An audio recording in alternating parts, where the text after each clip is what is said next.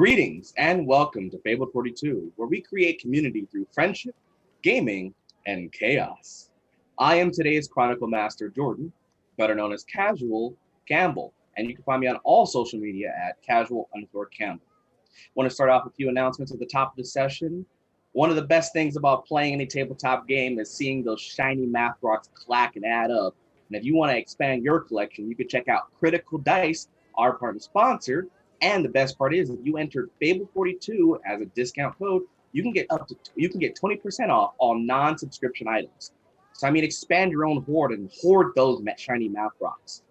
But more than just our math rocks is when you play at a table, something about the terrain, seeing that third dimension pop, and Griffin Co. can help supply the miniatures and terrain to make that happen. You can also use the discount code Table42 to get up to 22% off with them. These people help make our table entertaining and fun, but so can you with Twitch bits, Ko-Fi, and Patreon subs. You can go check out below for Twitch bits on that. You can head over to Ko-Fi to do quick donations, or you subscribe to our Patreon to see some exclusive content, including a new content that just dropped, I believe it was yesterday, for Wizards of Ukador, some behind-the-scenes stuff of some really spicy and amazing content.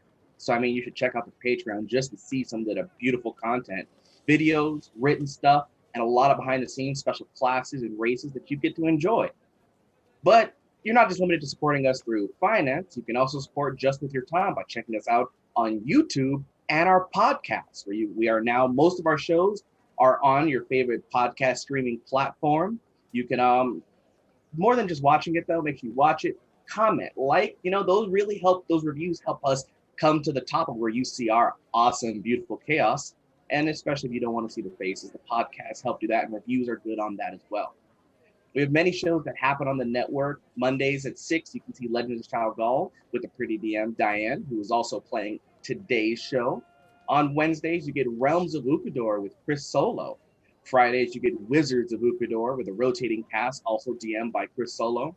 Saturdays, just like yesterday, you get Vault 42 with Coletto Assassin, the DM by April Hill. And most Sundays, we have Forge of Fate, and other Sundays, you have Middle Earth, Shadow in the North with Chris Sizemore. But if you want to go more about the shows, you can tune in Fridays at 3 p.m. Pacific with Fox Talks with Ronan Fox, who happens to also be on today's episode. There's plenty of great things happening for you to check out, but you're here for Vulcania. Created by Gear Games, it's a steampunk role-playing game defined by cinematic action, plots, and investigation using a unique D12 system set in the foggy atmosphere of a fantasy world in the thick of a steampunk-flavored industrial revolution, where it's meant to favor the action of dynamic over typical adventure novels.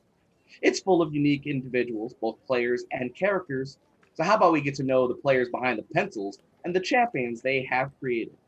Lizzie, take it away. Hi, I'm Lizzie. You can find me on Instagram and Twitter at the LizzieLD. I am on the network. Wednesday nights is Nafako on the Realms of Ukador, Lily on some Friday nights in the Wizards of Ukador, and now here as Abigail Ward. Abigail Ward is a mystical psionicist. For those of you who are tuning in for the first time, Mostikal is sort of like a Wild West setting, and a psionicist is someone who's basically like a psychic. She can sort of reach out to people's minds, sometimes mess with them a little bit. And I am very excited to play today. Oh, beautiful, exciting. And Utahime? Hi guys, I'm Utahime. You can find me at Utahime Cosplay on Facebook, Instagram, and here on Twitch. And Brianna DeCoster on Twitter. I can be found here in Fable 42 as Kizana Moonshadow on Fridays for Wizards of Ukador. And also Ash, the Super Mutant Barbarian on Vault 42. Tonight I'll be playing Violet Lacroix, who is a riflewoman from the city of Zena in Itagasp. Her father, Alden, owns Future Industries and is a top manufacturer who works with the Monopoly of Engineers for munitions, firearms, armory plating, etc. For the country. And her mother's actually a socialite. She's been pretty sheltered for the most part, but now that she's of age, her father's trying to get her up to speed with the family business. So she's trying to basically kind of train in order to be able to take that over. But really, in reality, she would just prefer to be out shooting with her handy rifle, Arthur. Uh, she's about like 5'8", like slim, muscular build, blonde hair, green eyes, and yes, she does have a beautiful prosthetic arm, which you will find out about later. So that's a little bit about Violet. Exciting. Diane.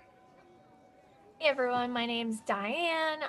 You can find me on the internet at the Pretty DM, and you can find me here Mondays DMing my Homebrew World Legends of Shoggoth, Wednesdays for Realms of Ukador, some Fridays for Wizards of Ukador, and now some Sundays for Forge.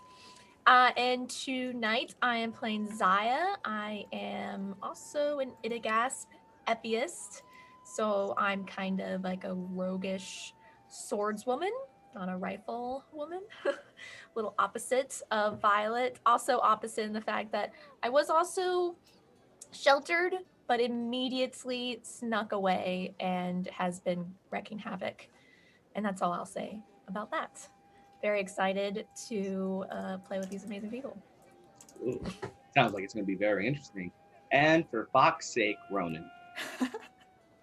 Hey, I am Ronan Fox. You can find me at Ronan Fox on Twitter and Instagram. Aforementioned host of Fox Talks every Friday at 3 p.m. Pacific. I also formerly played the most beloved character on Wizards, and now I play Cookie. So it'll be some Fridays and some Sundays. Today I am playing Elias Ward. He is also a Mostikal. He's a desperado, which is your very stereotypical like Wild West gunslinger, live by the bullet, die by the bullet type of character. So, oh, and the cigarette's fake, just so everyone knows. It's important to know that it is a prop. It is. And this is a wonderful collection of individuals that I get to be the casual chronicler for the adventure. And it appears that the engine is ready to dive into this next episode of Vulcania, Forge of Fate. All aboard and full steam ahead. So what fate had forged in Vulcania?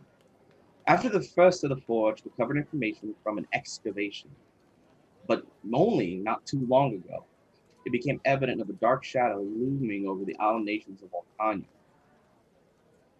At least one group was sent to Nuugard, and this is taking place simultaneously to the events that are taking place in Nuugard in the previous episode that you can check out on YouTube.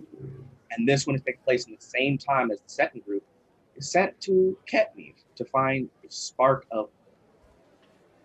Right now, they are on the water where Violet has been summoned by her father to meet with him in Ketniv. And both Eli and Zaya were able to work with their contacts to help get on the ship, which was the first one to be leaving. And it would have been several weeks before their next trip. So this was the best opportunity. As the three of them are journeying from Idagasp across the open waters of Vulcania Islenation, they are starting to their final arrival at Ketniv, specifically at the port of Ganju. Ganju is the largest city in all of Ketniv for the fact that it is the main harbor point in which all ships will arrive into Ketniv. What highlights this nation is the fact that it is built around mountains, valleys, and running rivers. Transport between cities is nigh impossible through the roadway. So upon arriving, Eli, Zaya, and Violet, you take note of the first sight. Massive airships that are literally looming over the city, coming to and fro this city. You see large ones, smaller, looks more like airplanes with small blimps, and massive ones, which you can assume is carrying massive amounts of people. And there's a few of them that seem to be carrying massive containers, some labeled with rations, some labeled with other terms that you're not too familiar with due to the language barrier, but you're sure that that is the common transport through the airship. So as you're starting to dock, Abigail, you are aware that one of the contacts you should be expecting to meet, you're expected to make contact with Violet, as you are also partnered with one of the main engineers of Future Industries, as one of their partners for the evening to greet them. The ship docks, the sides of the door open to let people out on the lower deck, and the ramp from the top deck allows you, Violet, Eli, and Zaya to disembark.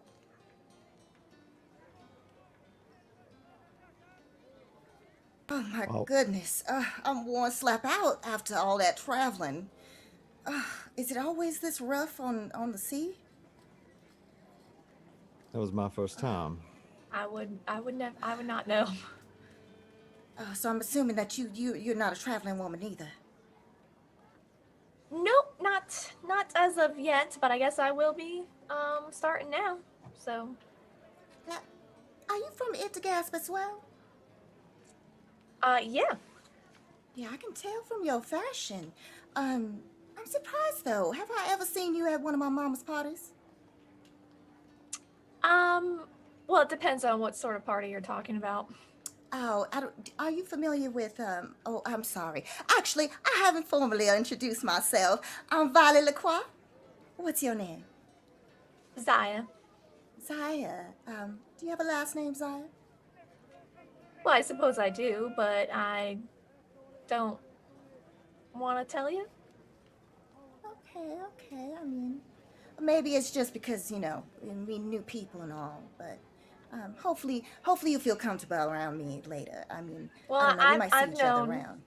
I've known this gentleman here for quite some time, and he doesn't know my last name either. Oh, well, I know that you are definitely not from Ithagas, because I would recognize a handsome face like yours. What is your name, sir? My name is Elias Ward. Hmm. I don't know her last name, and I won't be able to say yours, so that'll do. Hmm. I like a witty man with a pretty face. So I am all what do you things. guys have business here in Ketniv?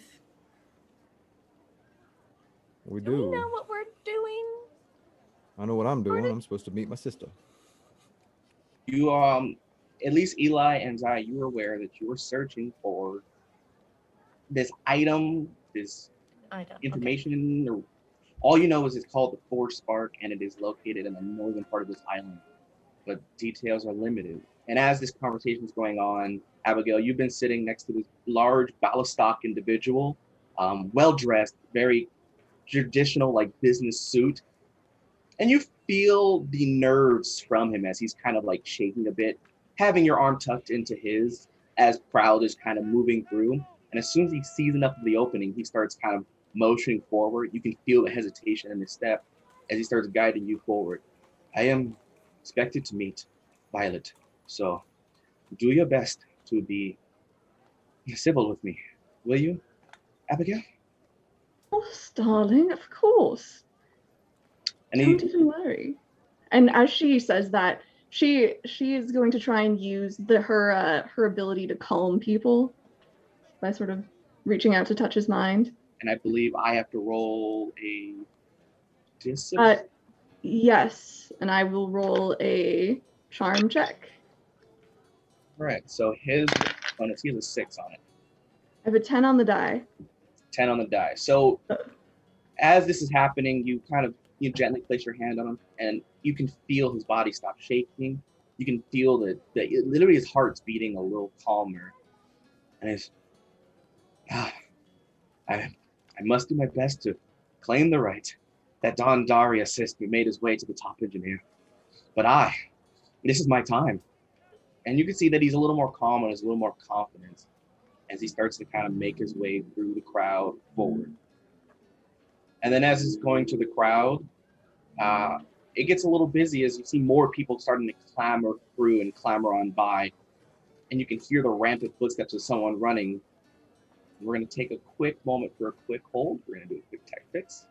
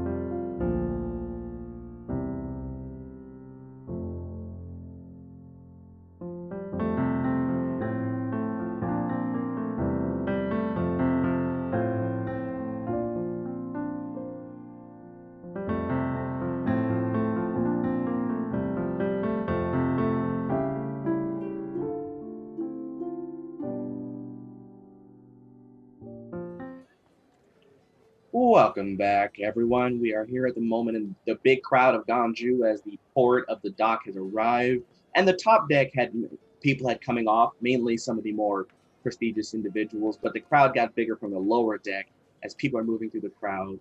One of the ballistock engineers of Future Industry is walking with Abigail through the crowd to reach Violet, as some of the crowd gets a little more energetic moving their way through. Gabranth eventually makes it through the crowd with Abigail in tow. Uh, Miss LaCroix. Yes. Am I supposed to be meeting with you?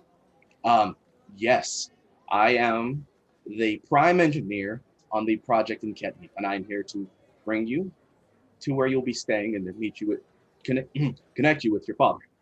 Oh, that's fantastic. You mind carrying this bag? And then she basically just hands over and like drops the bag kind of like over in his direction. And his reflexes are kind of slow as he stumbles to try to catch it because he still has Abigail in arm. Kind of pulls a little bit and then releases Abigail. Try to be careful with. I got some valuable things up in there. Yeah, yes, ma'am.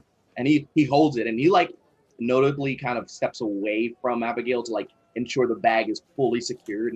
And right away, Miss. All right.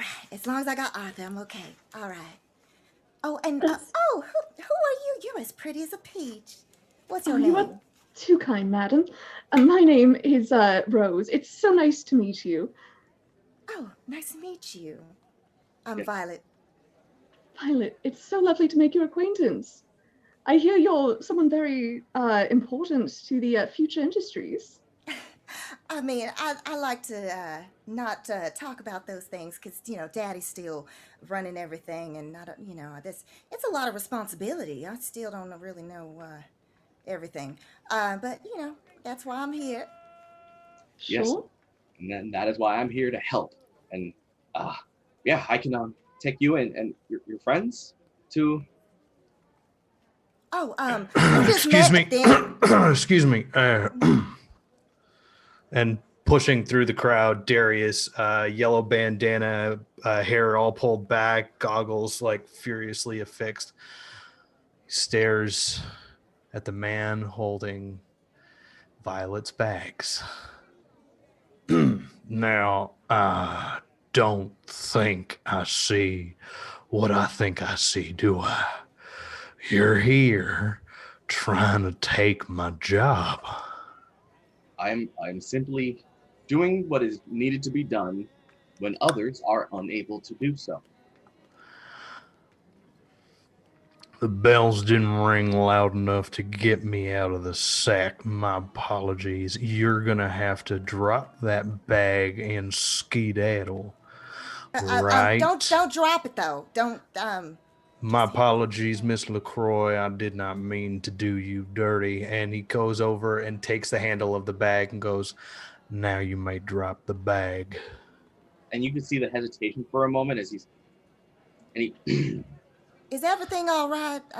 Everything is all right, Miss LaCroix. My name is Darius McInell, and I am the #1 engineer of LaCroix Future Industries. Thank you very much. Now, skedaddle and get back to the line. And you can see him just glare for a moment as he releases the bag. And very low, this ain't over, Darius. And he just turns and looks at her to Violet. May you have a wonderful time here in Ketniv, Miss LaCroix. Thank you, sir. What was your name again? Gabranth. Gabranth? Yes, Gabranth. Oh, okay, all right. That's a fancy name. It's a pleasure meeting you. Of course. And he gives one more glare at Darius, a soft glance over towards Abigail before walking away. Violet's gonna lean closer to Abigail. Are they always like this? Oh, well, you see, Gabron has really been gunning for Darius's job. I was actually here to meet Darius. I don't really know why he was late, but Darius is usually very reliable. See, that name Darius sounded more familiar than that other gentleman. Because I remember my daddy was mentioning somebody who was really bright individual and could get the job done pretty well. So yeah, that's Darius, certainly. And don't worry about the little conflict. we're here to make sure you have a good time. That's what I'm here for anyway. Oh, well, I do like to have a good time. I don't really know much. I have not been outside of Ithagasp, so I don't know anything about Ketniv. I don't know where to go. Like, I really like my cuisine. I want to make sure that I have the best of the best when it comes to food. But also, too, is I don't know if they have parties or other things, but maybe you can show me around. You and Darius? Oh, hi, Darius. I'm Violet, as you already seem to know. He takes her hand very gently. Miss LaCroix, it is my pleasure to finally meet your acquaintance. Your father speaks very highly of you and the future that you possess for this company. I'd like to humbly apologize for my lateness. I am normally not this tardy. And he kind of It's like all right. It's all right. shoots a side glance at Rose and then looks back at Violet. Yes, it's my pleasure to escort you around, make sure you know your way around Ketniv. It is very busy. It is full of people, Oh, I can and see that. all I ask is that you keep your hands on your purse at all times. You never know who's Oh, going to listen, come I around. got Arthur. I'm ready. Because if somebody try to take my belongings, they're going to have. Just don't worry. I know how to handle them. Yes, ma'am. Absolutely. Thank you, It'll be a Rose. situation. That's what it would be. Would you find people give me and Miss Rose Abigail or whatever just a moment? She's a former acquaintance of mine. Oh, certainly. I want to get to know Mr. Darius a little bit better. Yes, and Darius's eyes like squint really hard at the idea of there's another acquaintance of Rose in the mix. Oh, And you Miss. see like Rose's face as she like focuses in on Eli, just like her jaw drops, her eyes go wide. She's like, she almost looks terrified, just like completely in shock. I'm gonna put my bags down next to Eli and be like, you can take care of those when you're done with your chat. And I'll go walk over to Violet. Of course. Elias? Apple. And she's just like looking over at where like Darius and Violet are, and she's just like wandering away like a few more steps. How in all the aisles did you find me? It is a long tale, but one I would share in time. But the important thing is, I'm here. And she just like reaches out to like put a hand on you just to see if you were really there. I assure you, it's me. In the flesh. Is Sam here too? No, Sam's dead. No.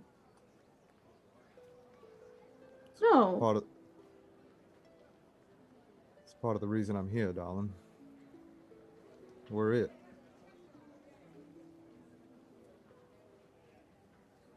Oh.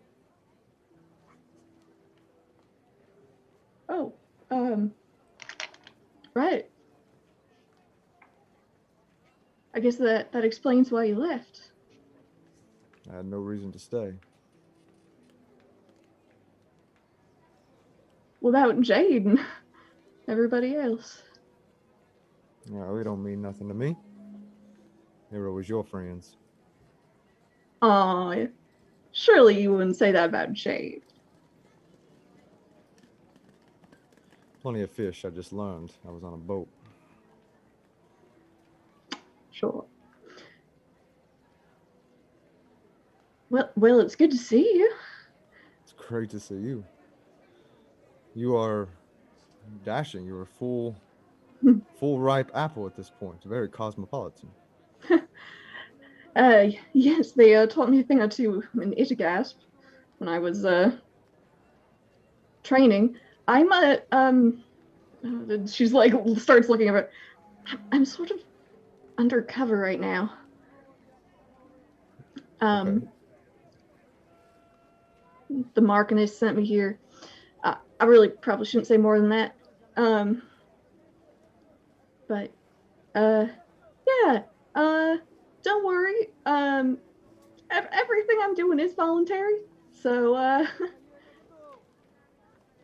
That sounds very reassuring. But you're a big girl now, I see. So I will follow your lead. great. So are you friends with Violet? No, she was merely a ride. It's a long story. I'll tell you about it later. God, Your friend Darius there looks like he's about to pop a vein. Perhaps we should go back. yeah, I better explain that you're my brother and not competition. I am Sure. technically on the clock to be at his side. So I'll I have questions, but that's later too, I suppose. yeah, we'll talk later. And then she goes back to Darius, like all smiles. Darius, it is so good to see you. I'm so glad you made it. I was worried.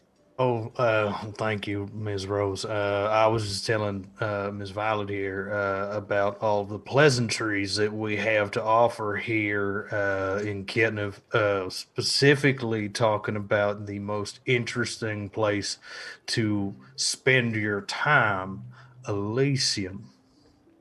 Oh, that is I'm so really very curious kind of about you. that place. Oh, Zaya, are you staying at the same place that I'll be staying? Actually, where is that actually, Uh, Darius? the place you're specifically staying at is the Peacock's Nest. I hope it's close. I ain't carrying these bags very far. Um, when Violet mentions that Darius and Rose, you're both aware the Peacock Nest is closer than Elysium, and it's much higher end because it's meant for foreign officials. Mhm. You're staying somewhere that's closer to where we are right now than we are to Elysium. Elysium's more for letting your hair down if you really catch. That's where I want to go. Oh, yeah. Wonderful. We will eventually get there, but we've got to get y'all to the Peacock's Nest so that we can make sure that you're all situated as per your purchases. Yeah, I need to adjust my face and fix myself up a little bit because, Yes, ma'am. again, I was worn slap out after all that traveling. I'm just not used to it. It's it's a We're lot. we're gonna get you a place to rest. We're gonna get you a nice fan, and we're gonna make sure that you stay cool as a cucumber. Fantastic. Wonderful.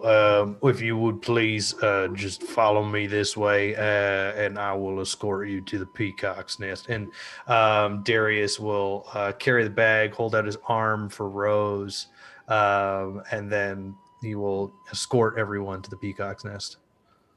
So as you make your way from the dock, you start to really start to notice how massive this city really is. As you start hitting from the dock, you go through. There's two little mountain spire hills, and it has like a doorway, an archway. And as soon as you pass through, you see massive like towers that are painted with vibrant colors, and you can see the way they're aligned allows the sun to kind of pass through very gently through. And there's tall like bamboo trees that go dozens of feet straight up to decorate the walkway that leads into the main plaza, which then opens up to this massive fountain in the middle of the area, multiple buildings around the way, dozens of people walking around, clamoring, some shopping, some trading. But you do notice that most of the people here are foreigners. You see very few, if any, actual Ketnivs here in this section. It's very rare to see most of them that are actual nationals in this part of the city. But as you go through, you make your way through the plaza and you see this tall building with like arch-built archways to the side of rainbow colors. And it meets to the front where you see what looks to be like the head of a peacock with something hanging around his neck that says Peacock's Nest, with like this rainbow garden that's kind of decorated in front of the building. And lo, we have arrived. This will be your abode for the time being. Um, is there any questions that I could possibly answer for you before we get inside? Absolutely beautiful. Oh, I haven't seen anything quite like it. I didn't, at least not in Itigas. Um, well, I mean, how's Daddy doing? Is he currently in some meetings?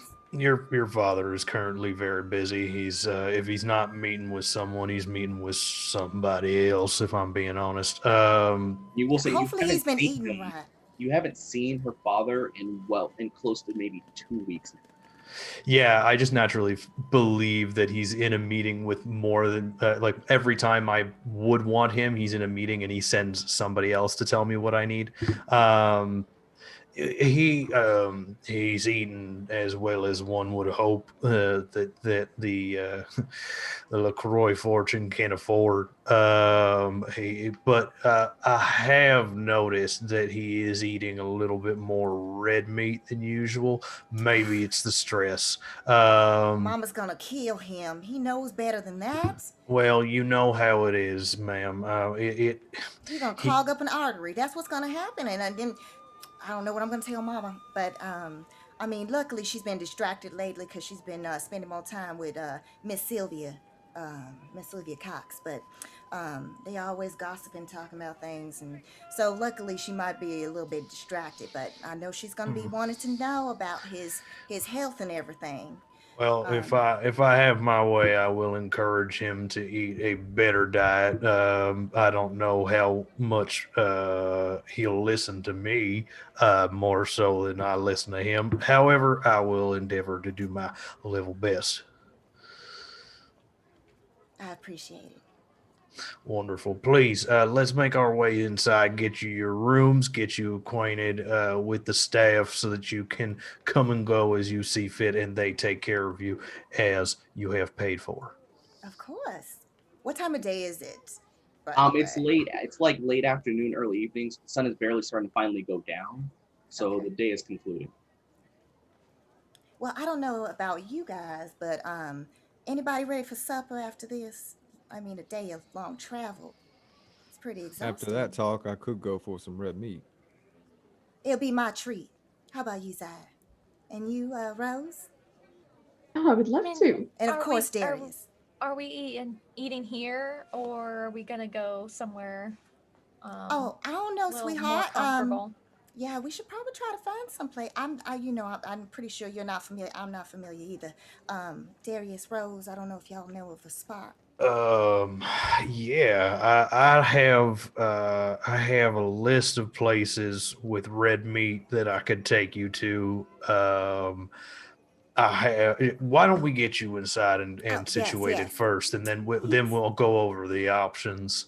I get just so ahead of myself, Yes. especially in new surroundings with new people, of course. Well, of course. I mean, there's so many new things to discover here. It's completely different from Michigas. And if you'd like, I guess while you're getting settled in, just think about whether you'd like something comforting from home after that long journey, or if you'd like something more local, something new.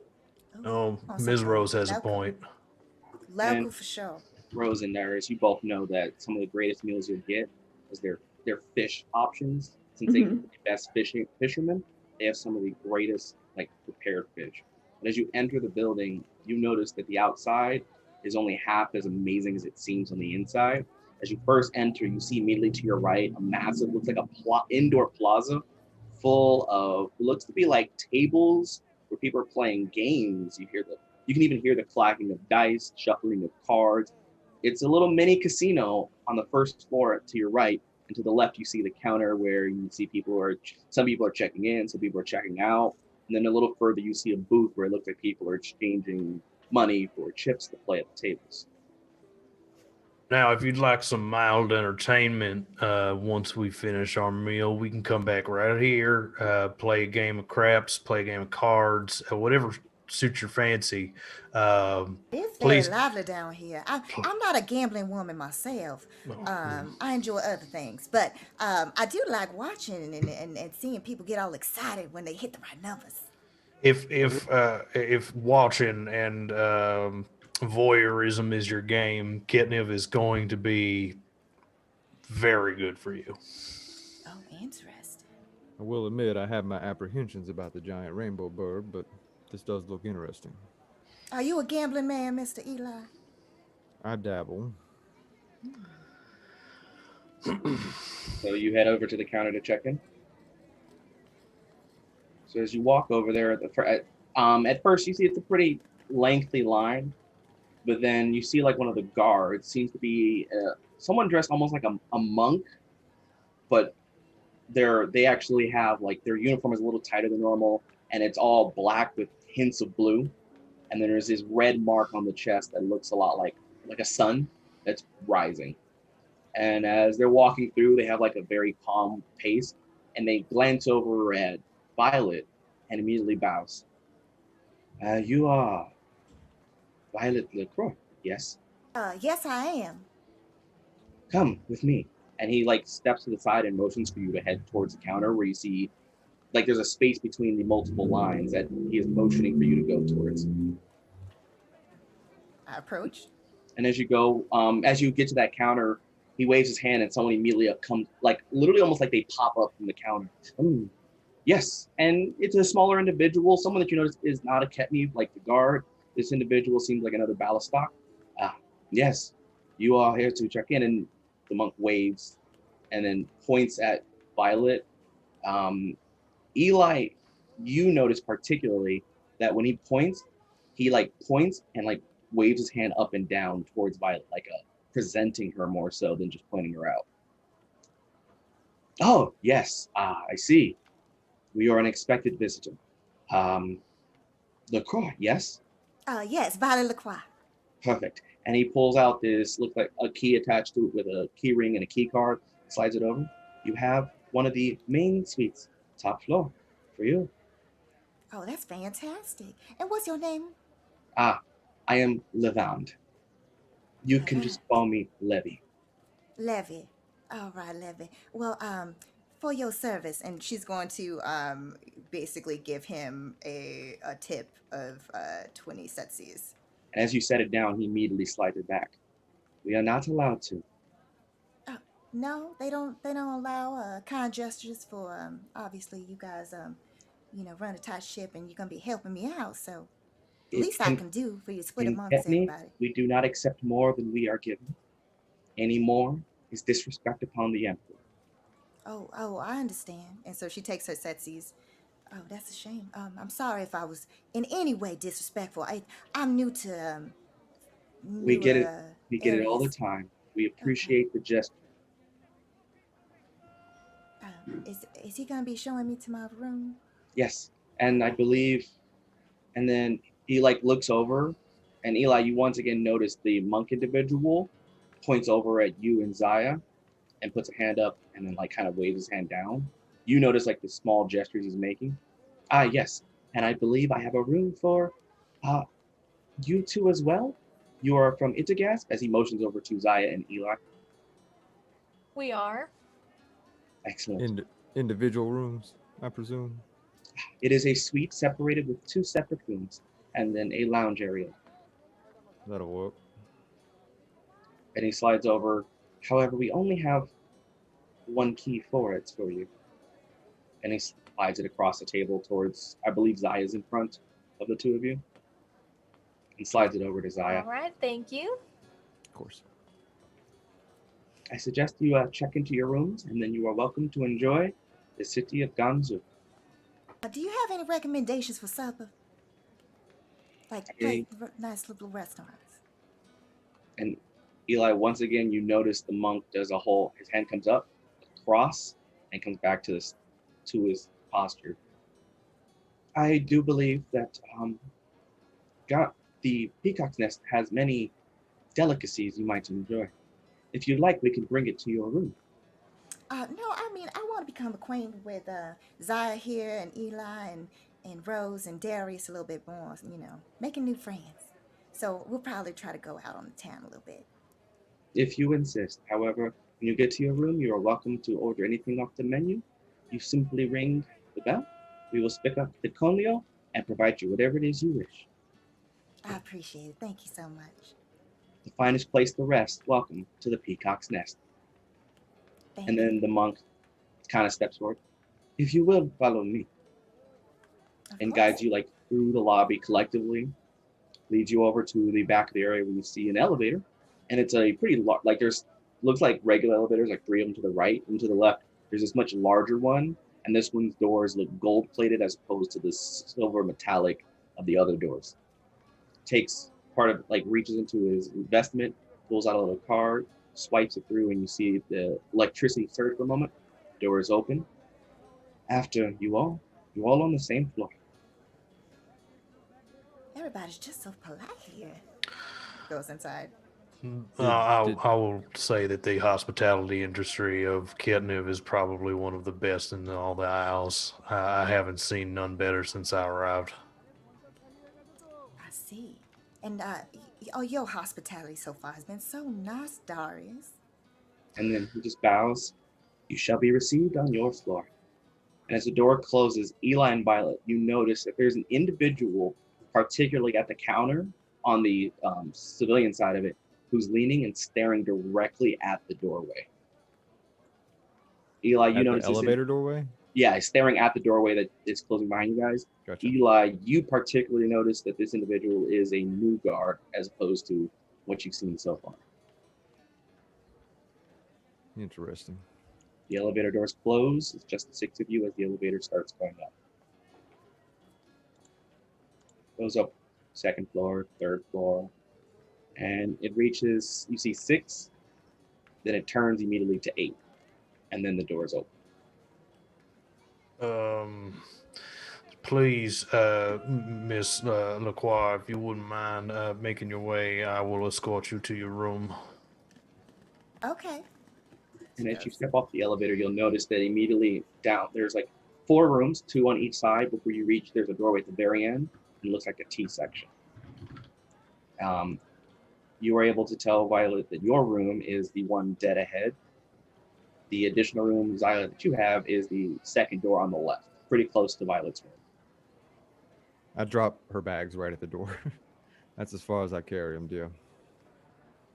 And as you go in, you do notice that there are a few more, seems to be monks that are stationed at the T section with their backs against the wall from the elevator. They're kind of facing towards Violet's room.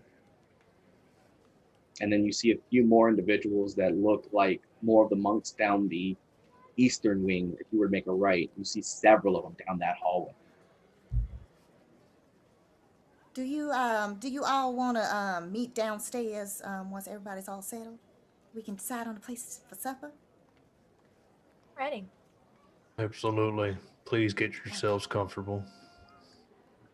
Yes, we'll wait in the lobby for you. Violet's gonna head down to where kind of like the monks or monk-looking individuals are in order to try to get to her room. And then, Darius, you would know that in this area, that hallway to the right is technically the room that Mr. LaCroix would be staying at, where his room in this city is. Yep. I'm going to lean over within earshot of Darius and Abigail and just, is this all hospitality or security? It's about a halfway point if you want my honest opinion, Mr. Eli. It's the LaCroix pay a pretty penny for staying in the safest and the most beautiful places. So what happens is the staff also take it upon themselves to apply themselves quite liberally. Fair enough. So, Zaya and Eli, you enter your room, right? I'm just going to go back down with them because I'm good. I'm just sliding my bag into the room and going downstairs. So for Zaya and Eli, whichever one of you open the door, you do notice Zaya, there's I an guess. individual sitting on one of the lounge chairs already, who's just sitting there. Looks like they're I'm really like, kind of pampered. I was like poking my bag in with my foot, and so I like poke my head and be like, "Excuse you, this isn't your room. I'll This jerk isn't my your head room. around. And as you say that, like Eli, the there's someone in our room." drops like the paper on the table, and you see this like scruffy individual. Here's also like a Nuugard, bald head and like not tattered clothing, but definitely worn. Oh, how is it already time? It's time for you to leave, I think. I would suggest you come in and close the door. We don't need them to hear this. Them who? The horn mule says it'd be best to enter the room. Do I know what he's saying? The horn mule are the people who originally sent you here. The horn mule? Oh. What is that? Do I know That's what that is? That is the organization that you met with. Oh. Yes. That Okay. you, Okay. Eli, and Rav and the others met. Got it. So I like cup my eyes at Eli, making sure he's following me in. Just a minute. And I'll walk in and close the door. Did you arrived with what is that prissy woman's name? Violet. Yes, Violet. Yeah, you arrived with her, right? We're here. And she went to her room, didn't she? She did. Okay, we have like maybe 5 minutes to get this done. I'm gonna need you to be more forthcoming with the details. Her father did not send for her. She's in danger. So we need to go to her room now. Lead on. And this individual gets up, and you notice that like he looks like a small dagger just to his side is the only weapon that either of you can see on him. But you do, Eli, you do notice that even his tattered clothing, you can see splints of like black metal underneath his like tattered clothing. And as he kind of walks out the door, I don't know if Darius and Abigail decided to wait in the hallway. That's a good question, because we did say we'd meet downstairs. In I the mean, like if lobby. we were like just outside and then we'd like hear them say like I don't know if we overheard this like, let's talk. I know that Eli said 1 minute, so I don't know If I see them. I feel like my inclination is that we'd It's start okay. heading back. I got Arthur with me. That's fine. Yeah, well, Can I check? Can I roll to see if I see them? my inclination is that I'm opening the door for Abigail, like to lead her back downstairs. Like we're gonna take the stairs this time, but I'm going to essentially fictitiously allow Eli some time to call us back.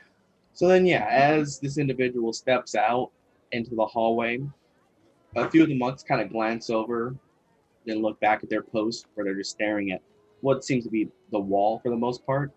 And Eli, you'll notice as Abigail, Rose, and Darius are making their way towards the stairwell instead of the elevator.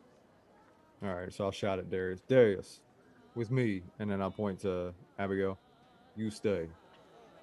What? What are you doing? And he just kind of like puts his hand like gently on her shoulder. I'm sure he means well. Just give me a second.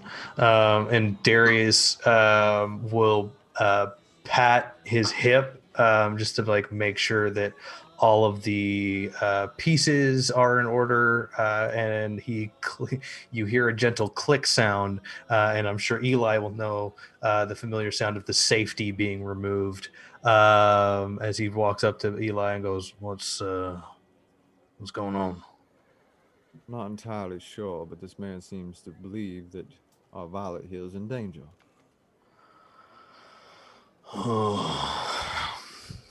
Not again. And he just kind of turns over to Violet's room and like knocks on the door. So as you go to the room, and Violet, you're in your room, and your room seems fine. But as you try to make your way to the door, Darius, one of the monks kind of slides in front of the door. How may we help you? Good evening. My name is Darius McInell, and I am the escort and personal attendee for Ms. Violet Lacroix while she is in Ketniv. If you could please remove yourself from my way, that would be greatly appreciated. Oh, have no concerns. We can take it from here. Your services are no longer necessary. Oh, my apologies. I beg to fucking differ. I need to speak with Ms. Violet Lacroix immediately, and I do not require your presence in order to do so. Security is one of our most prestigious qualities. If you wish to speak with, please speak to the attendant at the front desk with the first floor. Would you like to see one of my prestigious qualities? Or how about mine? And I'm gonna step forward and I'm gonna place my hand on his shoulder. I'm like, I'm a real good friend of Violet. We plan on going out tonight and shopping later. So we just need to make our plans, get in there, have a little chat. We're homesick from Itagast. Okay. Go ahead and roll your charm. You're going to get a +2 from Darius and Eli's attempt to push through. The good cop, bad cop. Yes, Violet. Would I have heard any of the commotion, or are they talking at a lower, like... Your room, you don't hear a single sound from outside your room. Okay. I rolled a 10 on the die. Okay. So that's 12 from them. And then I have a 4 in my charm. Is that what you're asking me to do? Yeah, charm. So 16? Yeah. All right, so 16. You see the monk. I do not believe I am allowed to provide a guest. However, if you wish to linger in the room, you are welcome. And he kind of steps to the side and pulls on the knob himself and opens the door for you. Thank you. And I step in. Mr. Eli, after you. I'll pause at him and say, to succumb to a woman's charm over a gun says a lot about you, and then I'll continue walking in. Abigail's gonna, like, I assume this was just down the hall, right? So, like, Abigail's gonna see, I think she's just gonna, like, come up right behind you, like, put her arm around yours, Eli. Be like, well. Let's proceed. And the guard kind of looks at the bald Nuugard that was with you and gives him a harder glance for a moment before allowing him through as well, and then closes the door behind you. And then as you're in there, you all hear the sudden click of the door. Of a latch, and then another latching sound. Sounding like, you can infer, it sounds like it's being locked. Yeah. Take a sidestep in front of Abigail and draw my gun. At this point, would I have heard them kind of like enter the... Yeah, you'll hear them enter like the main lobby, the foyer area of your room. Oh, I wasn't expecting all y'all to... I thought we were going to meet downstairs. You watch as Darius pushes just around Zaya and like will whip out his revolver and click the hammer down. I'm sorry to be the bearer of bad news, Miss LaCroix, but you are apparently in danger, and we're going to move forward safely, carefully, and mindfully. So, oh, no, the hell I'm not. I'm going to go ahead. I got Arthur with me. I'm ready. Who's trying to do what to who? Let this gentleman explain here. I don't have all the details. Yeah, if you wouldn't mind, and Darius will just like gesture with the revolver to the middle of the room. And the individual they brought into the room, as you look back at him, has his own little bottle that he's just chugging from. Me, yes. And he like slams it into Darius's chest before trying to walk forward, and just drops it. Not expecting you to grab it, just drops it in general, assuming someone's gonna grab it. Yeah. Yes. So, what's happening again? But you tell us. You're the one who made us do all this. Yes. Your father, and he points over at Rose. Sorry. Nope. Your Violet. Your father is in Who wants to know? Trouble. I would like to mind touch this person. So this is, I think, a free action, and it's very vague what the just basic contact the mind is. It just says, Do? What does the mind contact do?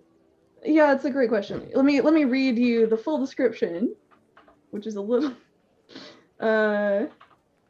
sparse. Sure. Mind touch. Thanks to their innate gifts, the character can contact the minds of those around them. As a free action, the character can use mind touch on a visible target. So you can connect to the mind to do. Yeah. Wow, it is a little bit vague. A bit Sounds like a vague. message. Tell me what you're trying to do, and we will see what can be done. I mean, I guess so, like a sub thing I can do is empathy. The character is used to delving into the brains of other, gaining a +2 bonus on insight tests to sense the mood of the targets of mind touch. And I guess that's probably the most relevant thing here, where I'm just trying to figure out, like, is he like poisoned? Is he lying? Is he crazy? Like, I'm trying to get a sense of like what state. But you have a +2 insight to determine what's going on, right? Yeah. So you are welcome, and anyone else who I guess Yeah. is curious can roll insight as well. Violet. I want to try to, I don't know if it would apply in this scenario, like using my senses to kind of like pick up if there's like any, like once they said that like danger too. and stuff Yep. going on, I want to try to sense if there's like other people in the room other than obviously the Got it. people. If you were trying to determine more in the room than what is there, I will need an analysis test to see something Analysis? other than Okay. what you passively may see in this room. Alrighty. So that's a 9 on the die for 17. I have an 8 on the die for 12 insight. So you both are like he's pretty drunk, so it's hard to tell beyond what's going on with that. He doesn't seem to be poisoned, doesn't seem to be malintention. However, with your mind touch, Abigail, you definitely see that he's heavily sincere and not so much worried, but he's very, you can feel it, the hint of seriousness in his tone underneath this drunken essence. You also, with your mind touch, can tell he seems drunk, but not as drunk as, he's acting more drunk than he actually is.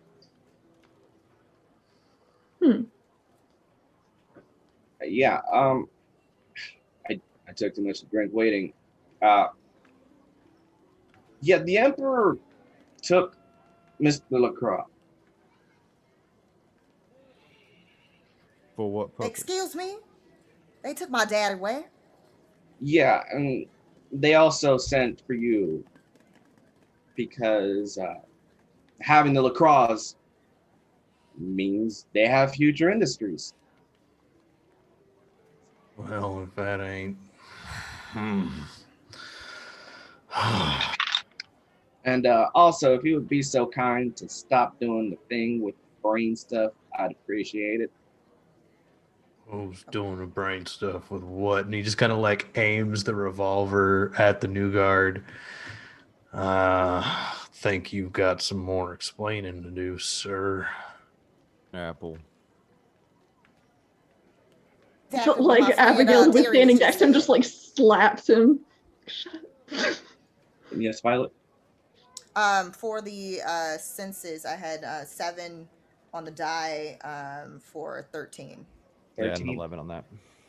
As you kind of look around, the room seems fine. However, with a 13, there's a density to the way this room is. Like the fact that you can't hear anything outside the door, or quite anything outside this room, it's unnaturally quiet in this room.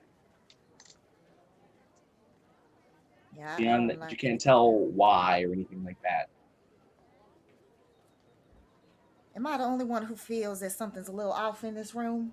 And Darius will then push a little closer to the Nuugard. Yes, I'm about to address that right now. And but not just him. It's something else going on. Who sent you? Technically, can't tell you his name, but the Freeborn, they're not too keen on the Emperor, and we work with them. I work with them. I trust his source. At this, like Darius kind of like cocks his head, looks back at Eli, looks back at the Nuugard. It's about the only thing I trust at this point, so continue. True. Let's give me a minute. And he just kind of sits down on the closest thing he could find. Freeborn hate the Emperor. Emperor is basically a dick to a lot of people. People aren't happy with it, but I don't like the Emperor, and the Emperor needed Mr. LaCroix to finish doing this project, a spark, a forge, a soul thing. I don't know. I'm just here to give the information. Darius, do you know anything about this project that he's talking about? And I don't think I Because it do. just sounds like gibberish to me. I don't know what he's Yeah. talking about. you know that Oh. you're here to work on a special project, and that a contract was supposed to be secured by Mr. LaCroix to Yeah. work on a project, but you don't Yeah. know Yeah, no, I was told it was skyships, like, and that's why I'm here. So Darius looks just as surprised as Violet does. I have no Because special I'm pretty sure projects. that is not anything dealing with my daddy's business. I don't really know. I don't know. Eli, Zai, y'all said that his source of information is correct or something. It's referable. And Do you- admittedly, Yeah. some of the words he just said should make sense, right, Zaya? Something about a spark. Yeah. I mean, that's the group that sent us here to search for an item. That. Seems like he's familiar with that group, so we trust them. So gotta at least trust some of the things that he's saying. No, So let me get that's this a straight. start. They're trying to hold my daddy hostage in order to try to get this spot. What was this? A Spock? A Spock or something? What? something about sparking a soul or sparking a something. About how I remember it. All right, well, Did they say how they were going to take Miss Violet Hill? Same way they took Mr.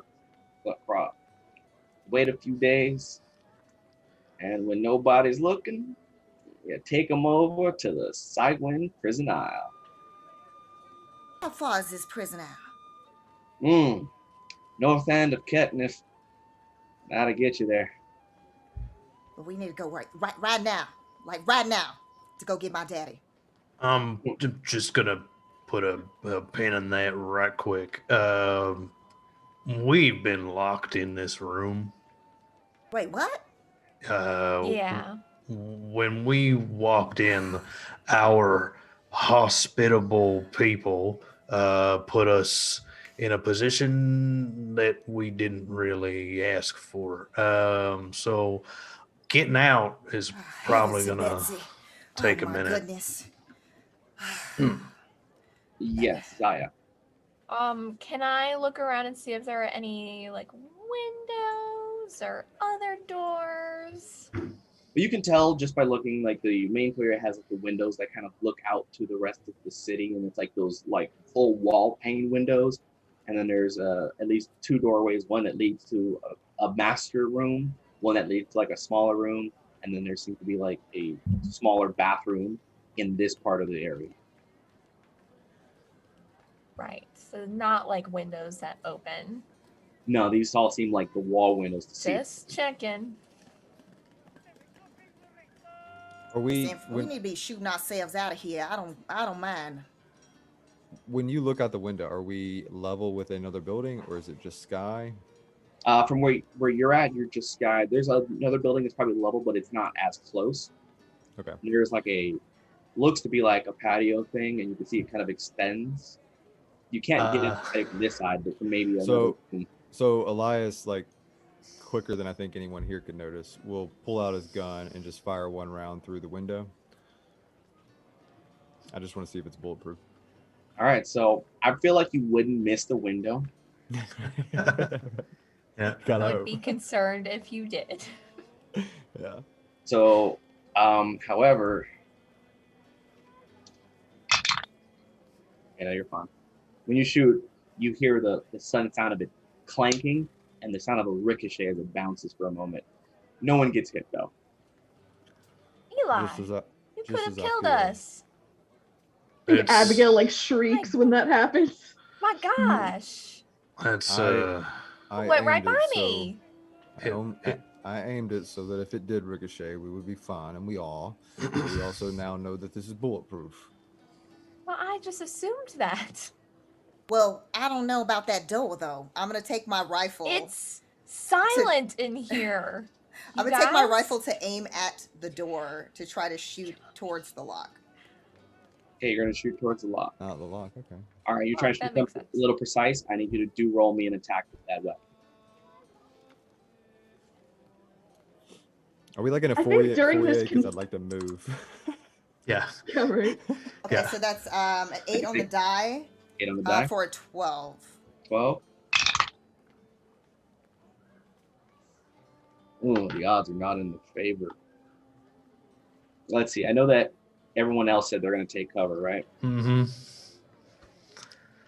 So as you try to fire at this, it hits. You hear the ricochet, and then as you do, you feel that sensation on your leg. Ooh. You're gonna take one wound as the bullet bounced back and hit you in your thigh. Ouch. She's gonna take a leg. Ouch. She's gonna take a leg. Wait, which leg? Which leg is it? Which leg are you? Which one is your front side? Do you fire with your left side forward or your right side forward? Left forward. So it's your left. All right. Oh, that hurt. Oh my goodness. What? That door is a mighty foe. I mean, you saw Eli. But that was Shoot the window. That's not the same as the and- door. But it's like Valid. dead silent in here. What? Yeah. I mean, With that shooting, Eli, you do notice that it like could have worked. the Noog had walked away already into the master bedroom. Oh, Abigail, like in the confusion, was gonna go right up to him. I think she actually has not dropped the mind stuff, despite him, saying Yeah. that. I'm pretty sure you did. Of course not. No. And she's gonna go up to him and be like, just while they're debating about yelling about the bullets. Well, no, you're not as drunk as you say you are, so why are you pretending? I'm gonna roll it this way. Oh, he critically failed. So, Great. and you see him kind of twist his neck, and it's easier to be unassuming. I understand that. But why here with something so important? Makes you seem less credible. Because I don't know if I can trust everyone here. Well, it's fair. I don't know you from Well, Adam. you came to us. Are you over with Abigail during the I conversation? think I was trying to do this Oh, while I y'all thought- were shouting I at thought each they other were- about the bullets. I Shut didn't up. catch that. Yeah, he's only softly saying this since Abigail decided to get close to him. Besides, it's how I keep cover everywhere. Truth be told, the drink's a boost. Sure. But, Were you a friend of her father's? no, not of the father. Who then? Someone who wants what everybody is searching for. Interesting. So you trying to get this forge, this spark? I'm there to just find the information. I was told you group would be the ones to help me. And as he says that, he kind of looks over at the window and notices how the sun's coming down a little further. I believe it's going to be time for us to make our escape. Well, that's obvious. How are we intending to do that right now? Well, I tried to shoot through that lock and ain't nothing happened. So you got a brighter idea than shooting through the window and shooting through the door? yeah. I Have you once been knew in- one of your kind that could run through a brick wall. Could you do something similar? Yes. That sounds like a Valkyr. No, I am not one of them. I am nowhere near as... You should have seen it. It was very impressive. That I've sounds seen really what Valkyr interesting. can do, and there's a reason I'm here in Ketniv and not back in Nuugard. There Fair was enough. a shape of him right in the door. Yeah, that doesn't sound surprising at all. He's Yeah, a okay. jackass bull of a man. But what's your plan? Well, going through the door is dumb. because they're all standing there. Where Yeah, they're and not we would just standing- shoot him down. That Where they're doesn't not sound that dumb. standing is the construction below. Oh, the 7th floor. Yeah, they're doing some renovations, so Yeah, I noticed the elevator skipped right over it. yeah. And granted, the window doesn't break, the door doesn't break, but you know what does? Floor. Exactly. And he like tears off some of the tattered and pulls out this like massive, like looks like clay. Well, that So, seems Is like that poor like design. C4? and he's like, so when we do this, we're gonna have to be kind of quick. Oh goodness gracious! And then Darius will grab Rose and like push her against the wall away from the C4. Violet will definitely try to find cover away from that specific area that he's trying to do that, for sure. And as you're doing that, he's just like going to the floor immediately, laying it out, taking some of it, kind of chewing a bit, pushing it through, molding it until what he needs on the floor. So when this blows, we gotta just go down, make our way to the first. Once we make it to the lobby, they technically can't do much if the public can see. Doesn't look good in Ketniv if there's a brawl in the streets. Fair enough. Fine. Give me 1 second. So she's gonna run to her bag to try to like basically grab like, even if it's like a pair of tights or something that she can try to wrap around her leg to try to stop the bleeding, in order to be able to, like, if she has to jump down, like try to, you know, at least be able to move a little bit, tiny bit easier. So she's gonna try to wrap her leg with whatever cloth. I hope y'all ready. Hand. This is why they sent me. They win. And he starts walking towards the bedroom to hide behind the wall. And you just hear the tink. I need everyone to roll me a resistance. Great. Oh, that's something. Oh, hey, that's not bad. 12. Well, okay. 9 on the die for a 10. 10. Actually, yeah, it's the same. 10 for 10. 8 on the die for 10. Okay. 6 on the die for 6.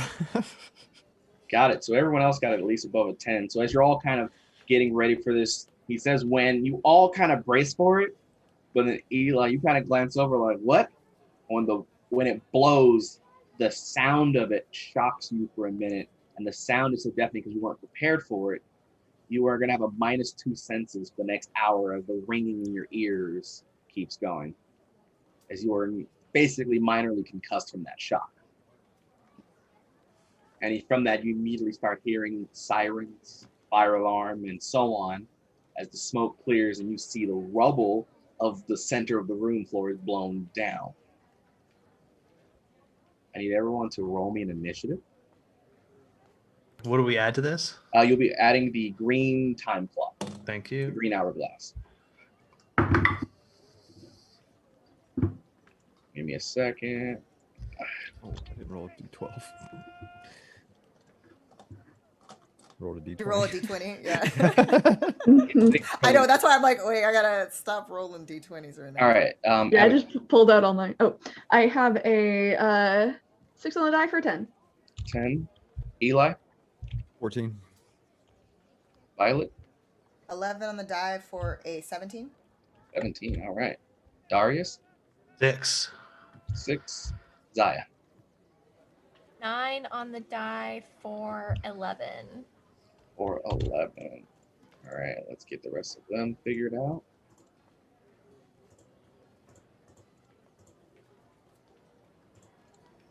Put that in. All right. So first up, as that explosion starts to clear, the first thing you hear is quickly the sound of you can't hear over the ringing, but you hear the clamoring of voices. Oh, what has happened? What is going on? And you do see someone coming through the doorway as they're starting to pile into the room. You, however, will be going first, Violet. You were about he blew a massive hole into the main floor.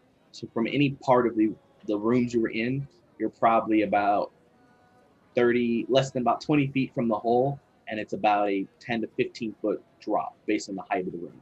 Okay, I have a couple questions. So, the voices, are they coming in through the door where we were locked in? Yes, into the 8th floor where you were locked in. Okay, perfect. And then you hear Violet say, "Not today!" And then she's gonna take from her bag, she's gonna take her bomb of K-foam and throw it in the direction of the people who are trying to enter the room. I believe the K-foam makes the barricade, right?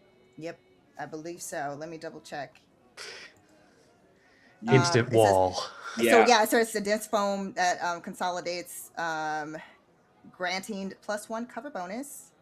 And then I can. Yeah. So actually, I'm going to use one of my gears in order to. Would I be able to use the special, whereas I can spend an opportunity on this device to give it a +2 instead of a +1? You can, if you would like to spend a Gear of Fate Yes. to trigger that bonus. So for those watching and listening, Gear of Fate is how Vulcania's system uses inspiration. Every player starts off with 3 that they can spend whenever they'd like to trigger opportunities, which are special bonuses, force me to reroll, or allow themselves to reroll. The only price, though, is for every time you spend a Gear of Fate, the storyteller gets one in return, and vice versa. So Violet is choosing to spend her Gear of Fate to increase her odds at throwing it, which grants me extra gear to spend to make their adventure a little harder. Go ahead and throw using Handicraft. Okay.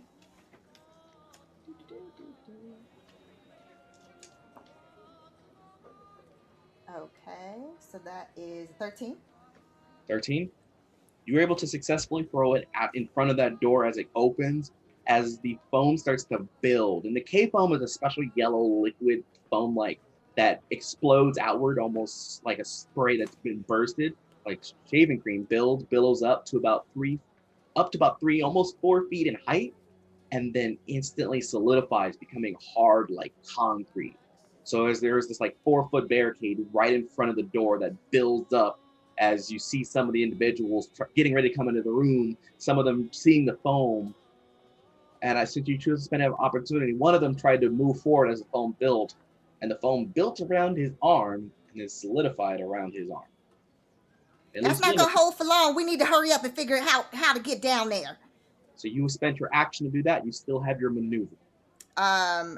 Question. Is there anything in the room that can be used to kind of as makeshift rope to try to go to the bottom floor? You can roll me a senses to see what you can find in here. 12? With a 12, your best case scenario is there's bed sheets. I'm going to try to maneuver a makeshift, using running over to try to tie them together in order to try to make makeshift. You use your maneuver to head over to the bed, and you start pulling off the sheets, and you grab them. However, it will take your until your next turn to do the maneuver of actually tying it together and securing it. That's fine. So you now have a bundle of sheets. So after you get the K-foam, build up a solid barricade that's keeping them away, and spending a Gear of Fate to do so, we are now over to Eli.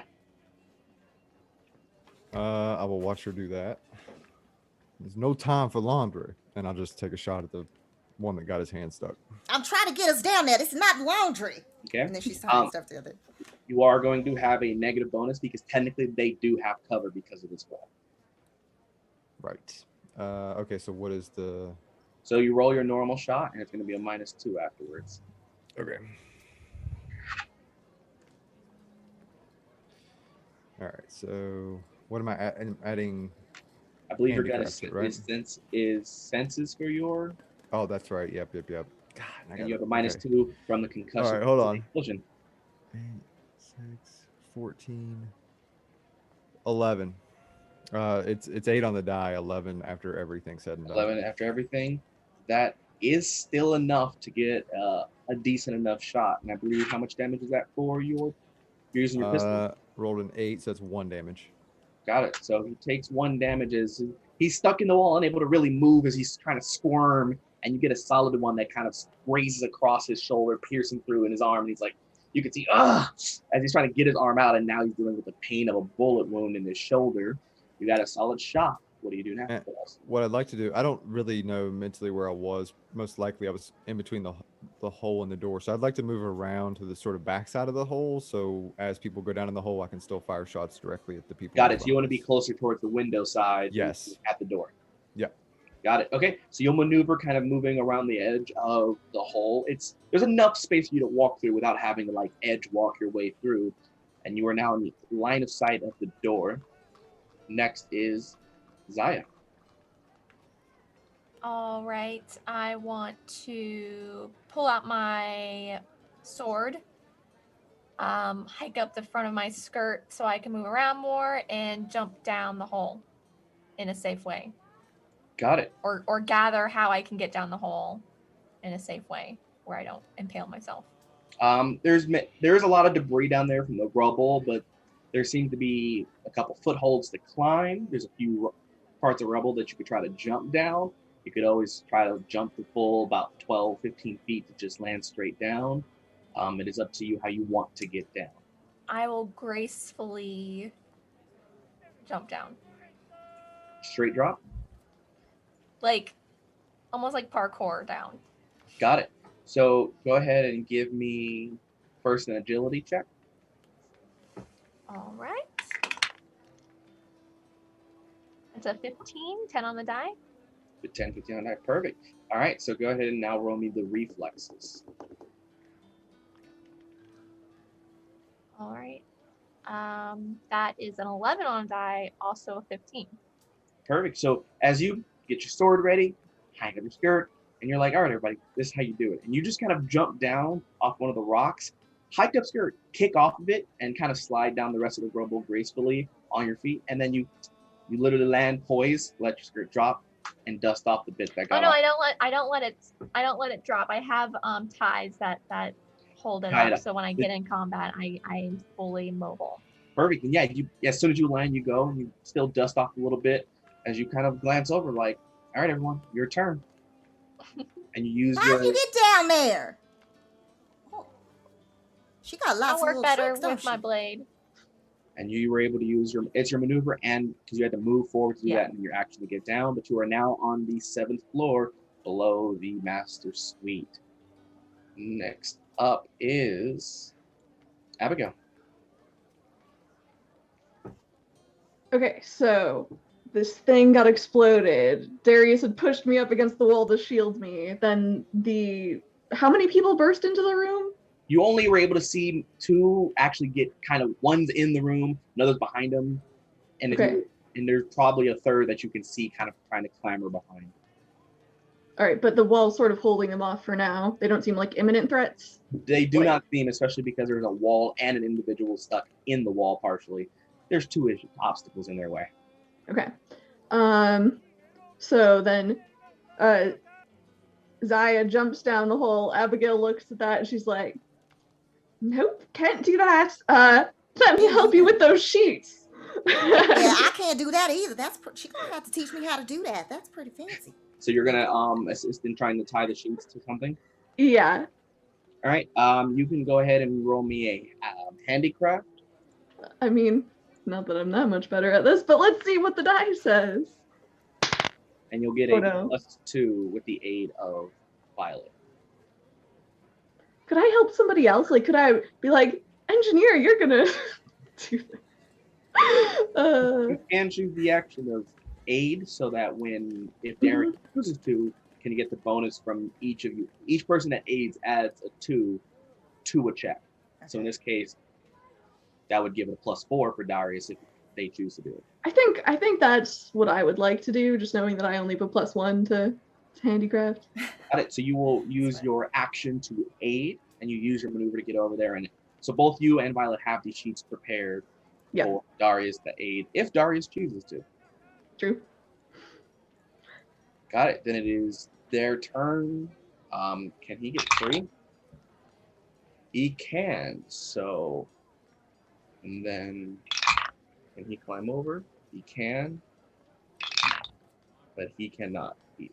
So as you're kind of sitting there, since you two are kind of in the room, the only one who really sees this is Eli, and Darius, who hasn't really moved enough, sees, specifically Eli does see the foam start to like, it's yellow, and you see a part of it turns orange for a moment, and then you see the individual pull out their arm, and you see like this electricity coming from their gauntlet, and the other one who was trying to help him kind of climbs off of his friend over the barricade, is now standing on the other side of the foam.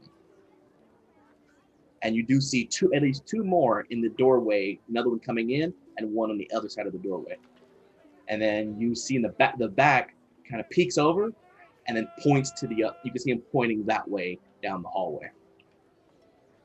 But that is all they can do. Darius. Oh boy. So I'm going to come over to where everybody is fussing with these sheets, and I've seen enough chain in my life to know how to appropriately weave these things, so I will make the appropriate fixture to get us down the next level. So then a handicraft is required, and you have a +4 for aid ×2. Yeah, you watch as his hands move very quickly. Yeah, 12, 18. Got it. So you're able to take these sheets and you are linking them almost like you're crocheting perfectly, knitting these sheets and even getting it tied to the bedpost, which is secured to the floor and to the wall. And you're able to use the extra momentum of that once it's built to chuck it down towards the hole. So now there is a perfect rappel option for anyone to climb down. I do like a man who's good with his hands. I kind of pay no mind to that, and I turn away from them as I roll my sleeve down, and I start messing with a gizmo that I've got attached to my wrist. Get yourselves down there now, and he will end his turn there. Excellent. You ain't gotta tell me twice. All right, we are back at the top. Round 2, Violet.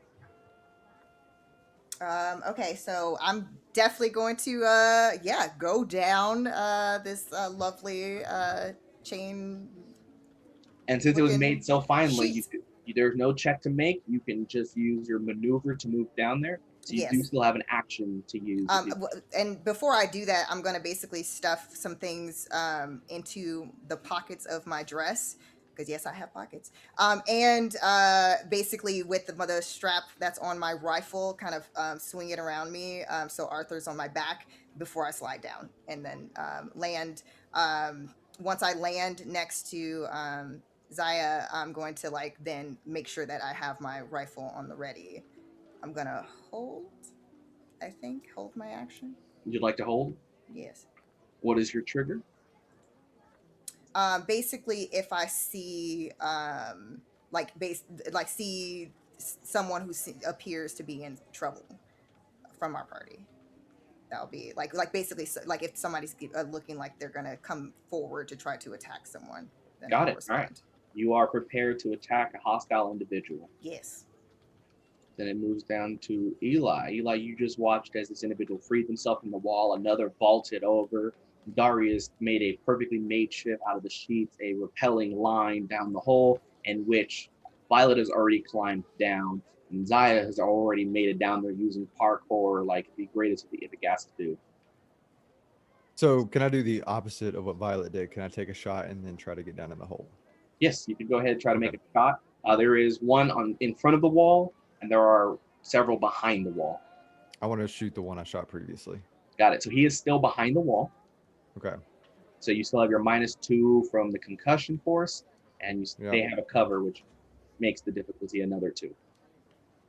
Okay, so it'll be a -4 on whatever you get.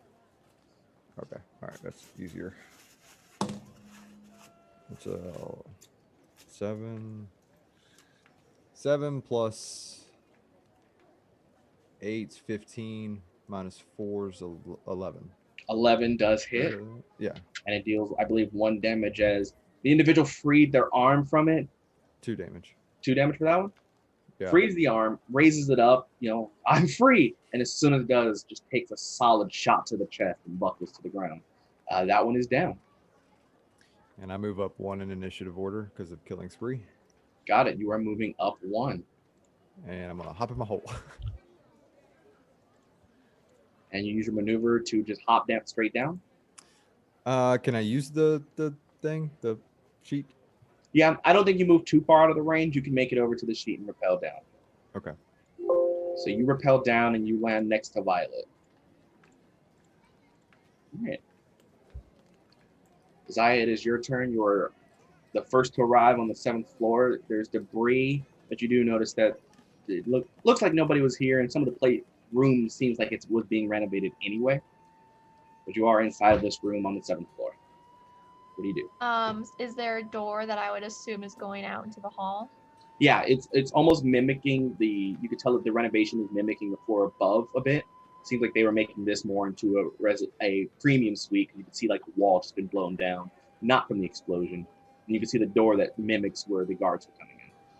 All right. I would like to approach that door and listen and see if I can hear anyone coming. Okay. From behind the door, or do you open it? No. I'm not opening it. I just want to approach the door and see if I can hear anyone. Go ahead and roll me a senses as you are trying to listen through this door.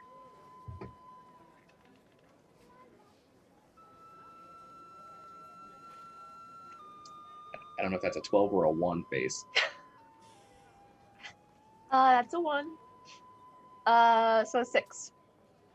Got it. So as you get close to this door, you are trying to listen for everything, but between the fire alarms, the shouting above you from upstairs, you don't hear anything. As you can feel some of the smoke. You're kind of like trying to listen carefully, holding your breath to listen, and nothing.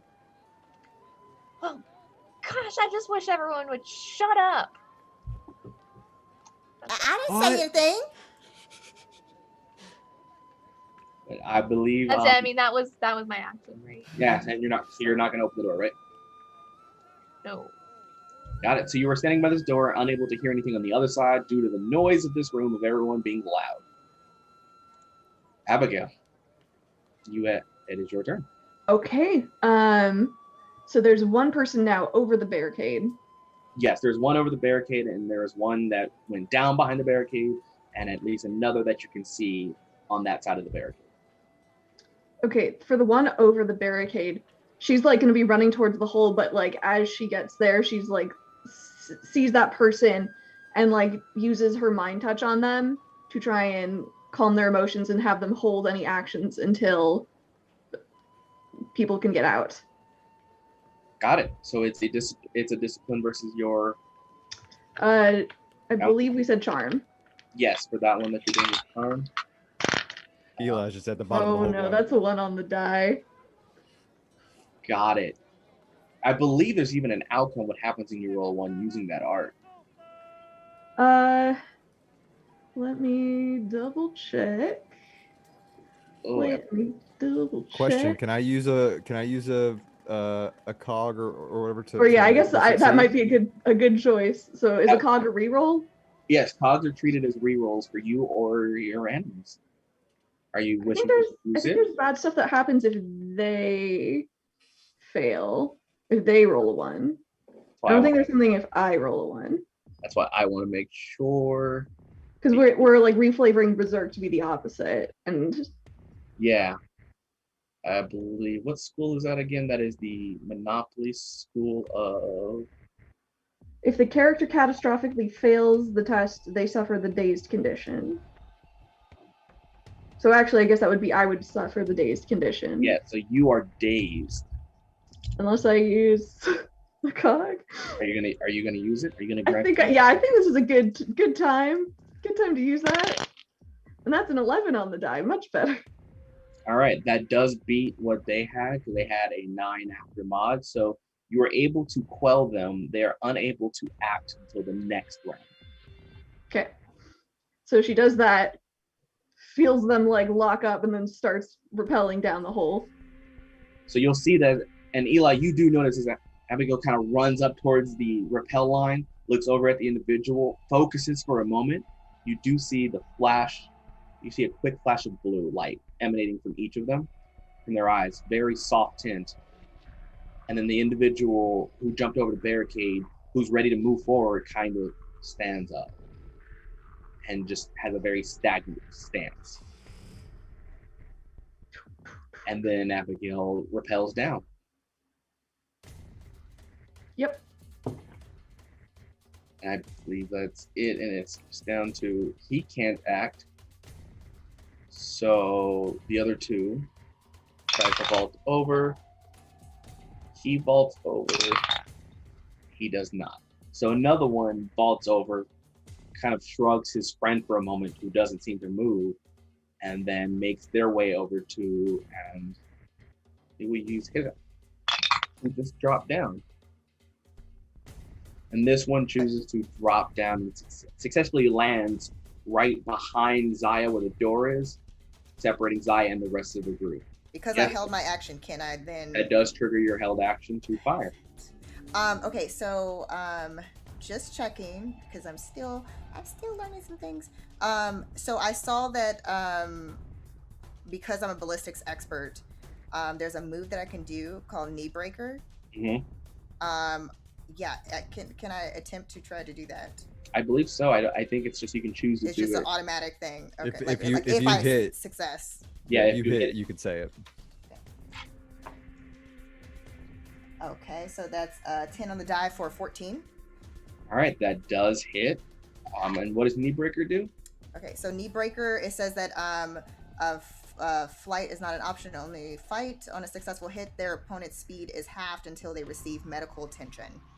Got it. So as this individual jumps over the barricade, drops down in midair, you just see him as soon as he lands. You just I don't think so. And then I'm just like pop him in the knee. And you can see him kind of kneel down for a moment after literally landing on the impact of the shot, and then kind of dropping to the knee after getting shot in his knee. Then that is all that they can do. Darius, it is your turn. As I watch Eli shoot and then dive down, I'm the only one now standing on this floor. Everybody else is now down one floor lower as the other people are now struggling to get over this this barrier. I'm just kind of like chuckle to myself. I'm like, well, okay, early birds get the worm and all that nonsense. And as he finally like clicks a key on his gizmo, he jumps down and without hesitating points his gizmo at the wall, and a Gatling hook shoots out and hits the wall and pulls him straight towards the wall, as you hear the motor like pulls him straight in, and he goes, all right. And he just kind of like grabs the hook off and like slams it back down, and you guys can hear the as it steams off. Now,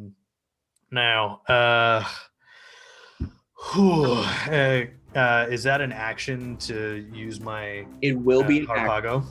Yeah, and I believe it comes. It's a handicraft or reflex check to use it. A Harpago. Let me go back. Check the Harpago. If it doesn't say specifically, it will be either reflex or handicraft. Yeah. Gizmo, Harpago. Wrist-mounted apparatus shoots a grappling hook tied to a 30 cubitus long cable. A small engine bundles the cable back 10 cubitus each round. Restoring enough steam takes roughly 30 seconds. And then the special for it is that I see. Yes. If I want to hit somebody with it, then I can do so. It is a low DC for you to do either senses or handicraft to use it. Just to make critically fail. Yeah, thank you. I am going to handicraft because that's what I do. That's an 8. An 8. That is enough to successfully use this device to grapple your way across towards this wall. Darius will pull out his revolver again, pull the hammer down, and aim up at the hole and say, now where are we going? Out the door, or are we firing on them? And that'll be the end of my turn. You're gonna Alright. have to teach me how to do all that. I need to You will upgrade. watch as Darius just jumps and Spider-Man swings down gracefully, believing that rappelling using sheets is beneath him. Pretty much. Then it goes up to round 3. Eli, you are now top of the order. All right. I am going to take a shot at the dude that Violet just shot at. Go for it. Oh, I gotta. Yeah. You are only still -2 because of concussive force. It's the same as it was last time. 7 plus some stuff. It was like 11. Yeah. 11. It was. Yeah, that is enough to hit, and I believe that is That's- enough. That is enough. Okay. So I'm going to shoot him in the other leg and say grovel and just watch him fall. So as they're dropping down, getting shot, drops to one knee. You just pop in the other knee, and he just buckles to the ground. Both knees bleeding out as he's trying to cling to that, the blood leaking, and just hoping for the best. And his body just kind of falls over as he's literally groveling on the ground with 2 busted kneecaps. Serves you right. I'm not gonna move. I'm gonna stay with Gonna that. stay there? Yeah. All right, then it goes down to Violet. So that guy is basically, is he? He's down. He's dead. He's dead. Yeah. He literally There's can't move either. no one else is in, like, as far as like any of the other guys No, are. from where you're at, they're kind of up on the ledge behind the hole, and they haven't made their way within range for you to see them. So you don't see any enemies from this angle. Okay. Just trying to check, because of the fact that I do have certain like I have my Oculus, my scope, that but it would just take, I think it takes a maneuver for me to try to aim, or like for my next turn to like basically focus. So if I wanted to like try to take this time to try to position myself, so that way I'm like in line with where I think that they would probably be coming, trying to come down, just to kind of keep an eye on them. So you want to kind of aim for the chance of them dropping? Basically, yeah, I want to basically position myself, angle myself down below, so that way I have a good angle if I'm aiming Arthur and looking through the Oculus in order to be able to get a precision shot. So I will need you to roll me a luck to see if fate favors you. Okay. All right, that is a 7 on the die for a 10. For 10. All right. We'll see if you're accurate in your aiming. Then I'm assuming that'll take a maneuver, and you're using the action to ready shoot. Yes. Then Zaya, it is your turn. So I want to peek through the door. All right. So it's an easy maneuver to kind of open the door and look, and you do see the stairwell. There's a stairwell far to your right, and the elevator right in front of you with some renovations. You do see at least one individual who has just come out of the stairwell landing to your right, maybe about 20 feet. Can I get to him? Yes, the door was unlocked and easy to open, so you still have enough movement speed to get over there, if I remember how, because you have a movement of 4 cubits. 5, yeah. So you have enough movement to get over there. So I want to gracefully run up to him and then slash my blade near his neck. That's the Zaya fashion. Go ahead and roll for the slash. All right. That's a 10. I believe plus 4. Yeah, I believe it's your skill for that blade. Right, I believe it's plus your. Yeah, plus 4 sounds right, based on what I'm remembering from reading notes. So that does hit, and I believe the rapier does 2 points at a 10 and above. Yes. Oh, well, 8 and above. That's right. So you, as soon as he comes down the stairwell landing, you move along the hallway in a quickened pace, going for the neck, and you reach your blade out, go from one end to the other just as he's turning, and just as quick as he landed, he's hitting the ground dead. And just as always, I flick my blade and run a handkerchief along the edge, waiting for someone else. And that's my turn. Got it. And you do, as you get there, you do hear what sounds to be like a few more footsteps, but only like maybe one pair of them just from this stairwell landing. Cool. Then it moves down to Abigail. Okay. I see Eli hesitating. I'm like, don't wait on me, go! And she will start running for the door.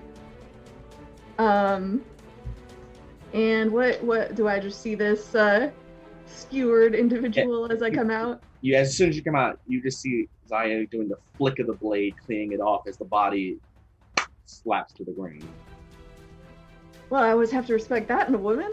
And just keep going. Can I use my action to double my maneuver? Yes, you can spend an action to double your maneuver and move your movement speed additionally. So you can make it to Zaya and towards the stairwell where you also hear more steps. And since I believe your movement is 3, 4, 5, 4. Great question. My movement is 4. 4. So with that, you're able to make it kind of to the stairwell landing, and being closer, you can be a little more. What's your passive? Passive senses is 4. You hear the sound of footsteps as well. You can't quite determine how many, but you do hear them. Okay.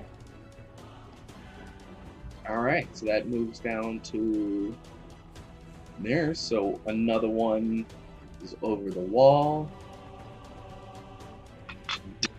Just drop down. He's good. So let's see, with a 10 luck, I believe Violet and Darius are both standing closest to the whole path. So this individual drops down in front of you, Darius, and sadly, luck was not in your favor, Violet, as you're aiming down the scope. Nothing drops within your vision. He dropped off angle for you to be able to catch him. However, Darius, this individual pulls out, takes their gauntlet, and you see the electricity charge from it. I need you to roll me an dodge, which is the yellow with the cross on it, or the slash on it. Me as well. Just Darius, because he's Oh, the knife with the cross, right? Yes, the knife with the cross. That's right, it's a knife with the cross. That's a 19. So you are able to successfully dodge as he lands and tries to do a quick uppercut, and you just kind of lean back ever so slightly as the fist comes up. The electricity singeing for a moment as you can smell the power in the gauntlet before coming back forward. And then another one starts to come down the stairwell landing, and I believe, Abigail, that you passed Zaya, right? That was your goal? So at least one comes down the stairwell and is jumping to attack you. I need you to also roll me a dodge. That is the blade with the yellow blade with the block on it. Okay. That is a 9. 9. What was it on the die? 7. 7. So as this individual kind of comes down the stairwell, sees you, jumps down their flights with the electric charge gauntlet and delivers a solid chest, just hits impact, makes you stumble a bit. You will take 1 wound. And due to the electrical stun, your movement is cut in half for your next turn. Okay. Youch.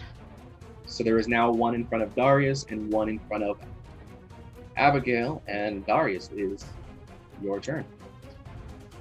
I don't like this. I don't like it one bit.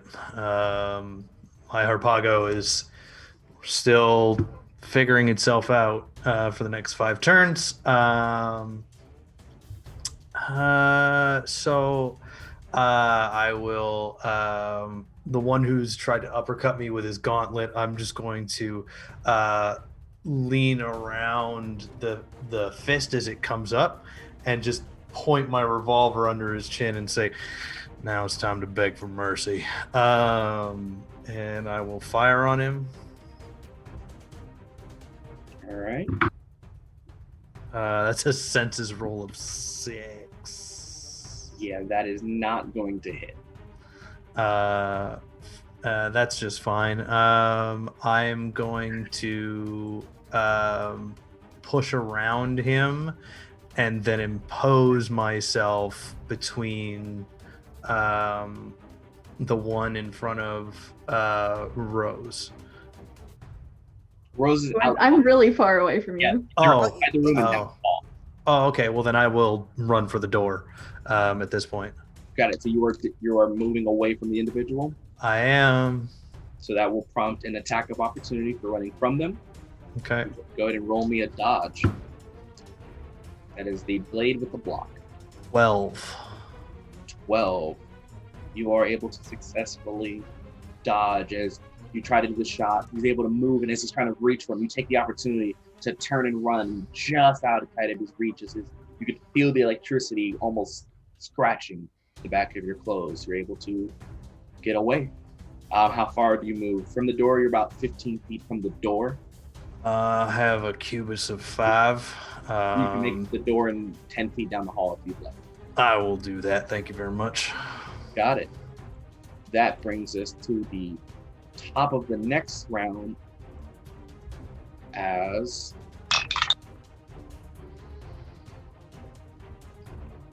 got it. So in the stairwell, you hear this Abigail and Zai, you hear this stomping coming from above as you see the Nuug who went missing literally run up, grab the guy, and throw him down the stairwell. As you can hear him, yeah! You hear the echo, the crash of him hitting the ground below. All right, you got blown back from that explosion. You good? And you do see like some of the scarring on his body, some blood from what you can tell the debris from the explosion. Got a hit, but I'm okay. Gotta Alright. keep going. Right? And then that is his turn. Eli, your turn. I think muted. you did. I heard the I smoke. saw it as soon as I started talking. Can I tell, maybe not obviously all the details, but that scream, could I at least tell that it was a male or female? It sounded male. Okay. All right. So Your and sentence, then yeah. and then how close am I to the one that was in front of Darius? Like, are we pretty much You're close about together? 10 feet from him, based on what you said you were. You're 10 feet back behind. Is that each? Is it 5 feet per? Yes, Cubic? per movement is 5 feet. Okay. All right. So I'm going to look at him and say, I'm sorry, I got to run. And I'm going to unload clip on him, which is another minus penalty, but I get a plus penalty, so it's a wash because he's in point blank range. Yeah. So, and then it'll be extra damage if I hit him.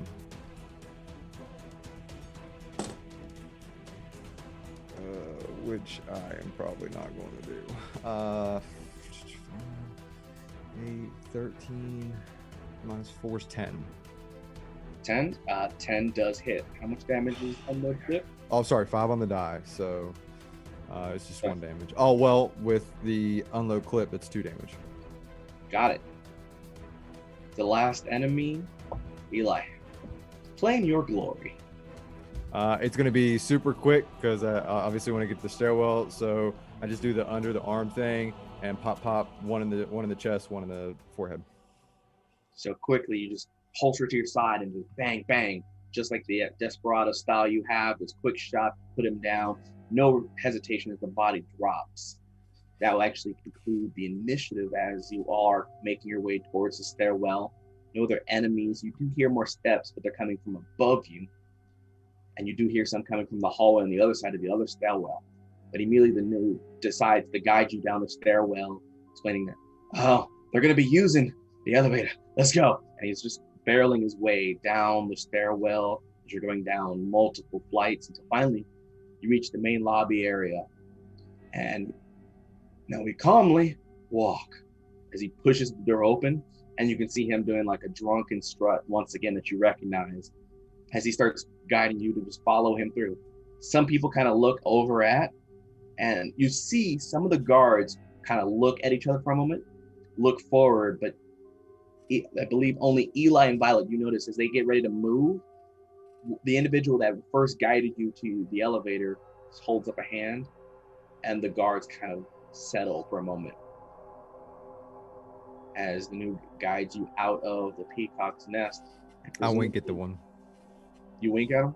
Yep. And you just see the calm, just his face just doesn't change as he's fixed on you. But you make your way out of the front doors into the plaza of Ganju, presumably safe enough for us to take our break.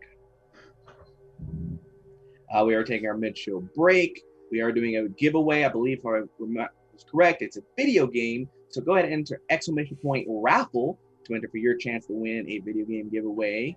And we'll see what happens after the break. They can truly get away from what other dangers might happen in Ketniv and Ganju. So let's see what fate forges after the break.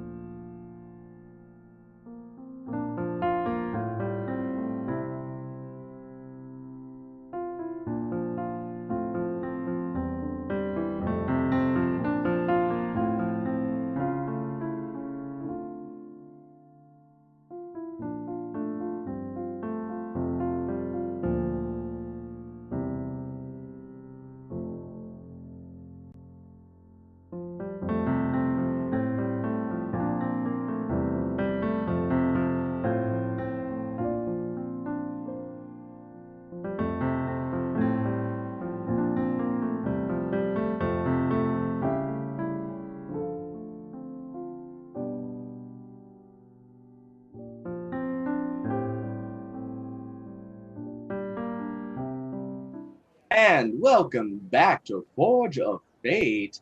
Congratulations to Uncommon Gray. You won the giveaway.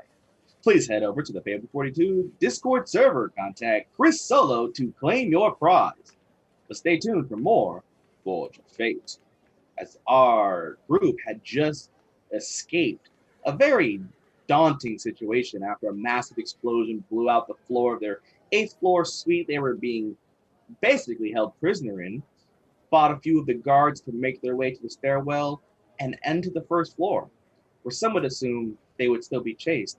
But the Emperor ensures that publicly there is nothing wrong in the city. So having turmoil in the lobby would not bode well for the image of Ketniv. So our group, led by the Nuugard, make their way out into the Plaza of Ganju, seemingly safe, though eyes of guards are watching them very carefully. All right. We're gonna have to, as you see him trying to catch his breath for a moment after running. It's a lot more running than I'm used to, but we just need to head to, I know, a club we can stay at for a little while. We should be safe at least for, at most, a few hours. What club is that? Oh, it's a great place. I've told Elysium it's prime. GM, have I seen this person there before? You have not seen this person there before. Does not seem like someone that's ever actually been there. Well, funny you should say that, because and then she realizes that she's like totally backslid her accent. That is where I'm hosting. So I'm very familiar with the place. As is Darius. We were all talking about going there anyway. Well, looks like we're right on schedule then. And it's pretty dark. Like the evening had settled into a moment of possible darkness. Violet, yes. During this time, because Violet's still not sure if like maybe they're being followed, like she's kind of darting her eyes around and then trying to look behind. Can I do any type of check to see if there's eyes, like as in like not only eyes, but there's guys actually possibly trailing us?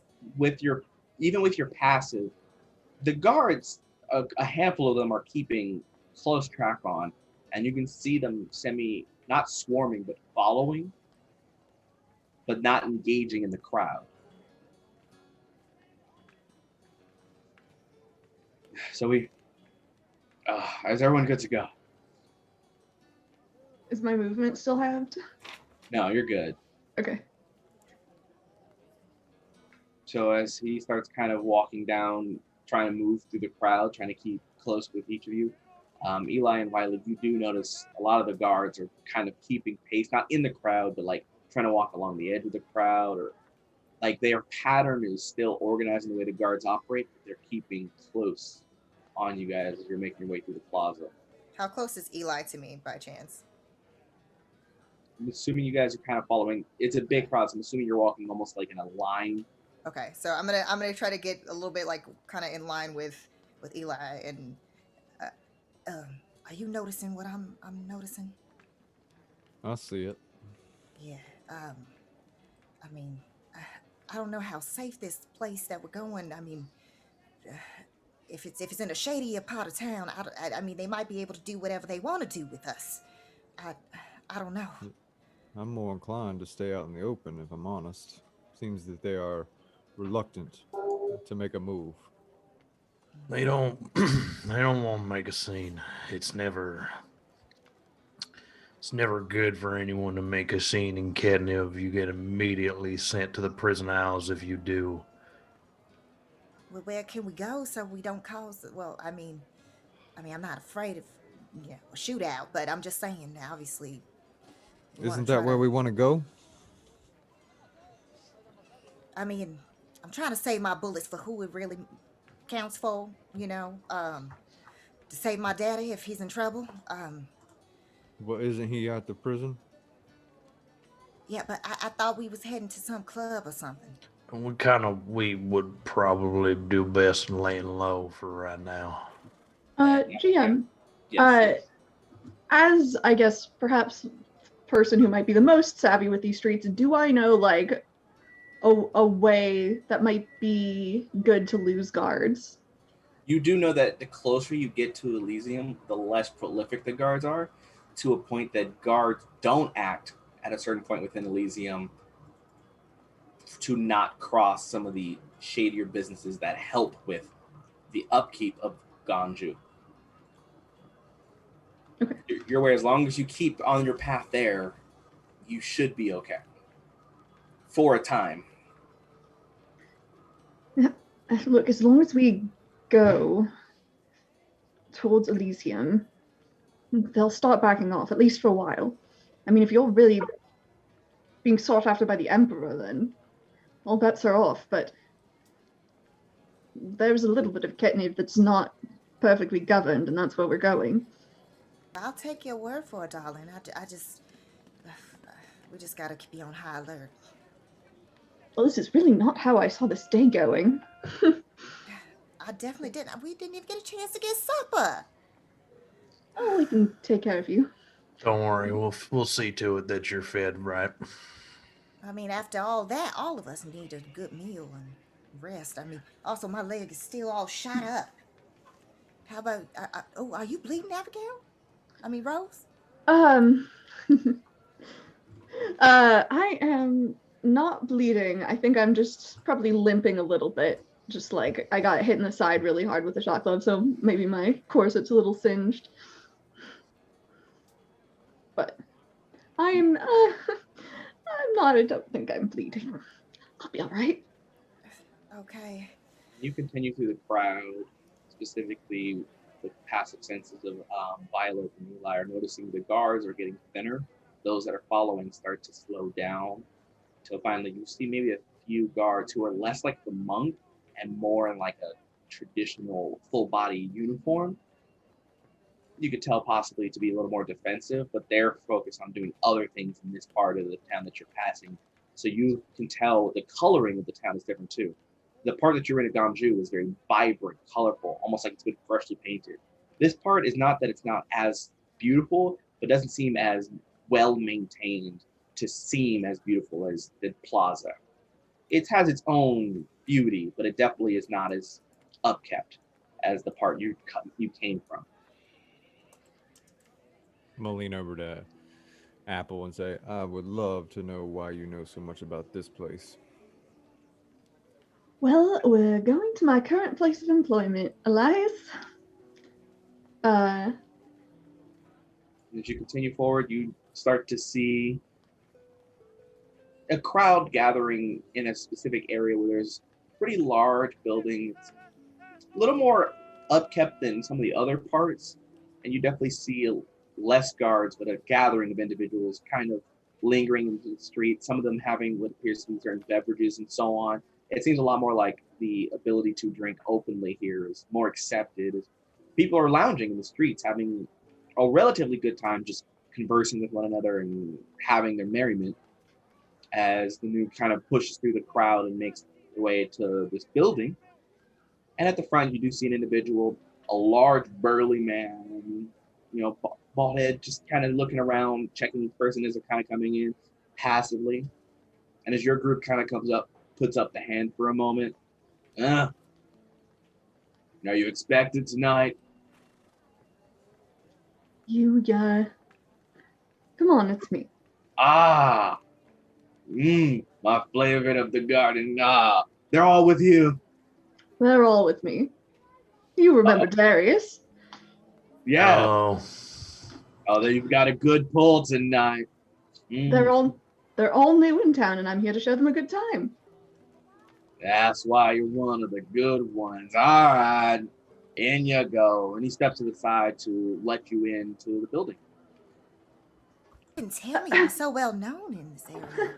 Well, Eli, you remember Jade? Remember when I was 11 and I told you I wanted to be just like her? Yeah. Who's Jade? She was known as the Desert Gem back at the saloon and back home. And over here, I'm known as the Moss Rose. So welcome to Elysium. And she steps through and sort of like grandly gestures, and you see this like very tastefully, like, darkly lit club. There's, like plush seating. There's a bar. There's like sort of fancy mood lighting. That doesn't surprise me one bit. You are absolutely beautiful. They call my mom the Zardian Rose. Oh, that's wonderful. And as you all kind of enter, and he's like, I'm gonna go speak to my contacts and get everything figured out. Don't leave until I come back. Yes. He'll walk away as he starts heading towards like one of the back areas, towards the other side of the bar. You see him kind of talk with someone for a moment and then go into a back door. I think I'll take you out of the main area too, actually. And she sort of like ushers you back to like, there's like a little roped off area that's like clearly like a pay to enter sort of deal. But she just sort of like ushers you through. And some of the individuals you could tell that are kind of like indoor guards, they're more discreetly dressed, not to stand out and make people uncomfortable. But you, particularly Eli and Violet, you do notice some people kind of glance at, look over at Rose, and then nod and then go back to whatever they're doing. Mm-hmm. When you say just like Jade, I don't. She just gives you a big smile. Are we taking him to the private room? God, no. There's a more private room than this one? Of course. I do live here. So you do know that if you go, there's private rooms that are more for overnight, and there's private rooms that are lounging. So there's private bedrooms for whatever activities you want to engage in. And then there's these private booths that are like large circular rooms with circular chairs that have like a table in the middle that allows for, if you want to work with some Conleo connections, if you want to engage hookah or other things, there's a table that has all the amenities kind of adjusted for that purpose of having the optimal experience. Reminds me of back home. So yeah, she'll take you into like one of the smaller rooms that is for hookah. Well, I'll see if I can get us some food. And she like just ducks out real quick and leaves you all. And as you duck out, you already know that they have a whole setup where you don't have to go all the way into the main room. There's an area where you can order everything you need for whatever room, and then they'll have it sent over so that way you can stay in the room as long as possible to keep everyone as much company as you can. Darius, I must now ask you a question. I don't want to answer it. But I feel you must. What is your relationship with Miss Rose here? Yeah, that's. I guess that depends on your definition of relationship. I only have one.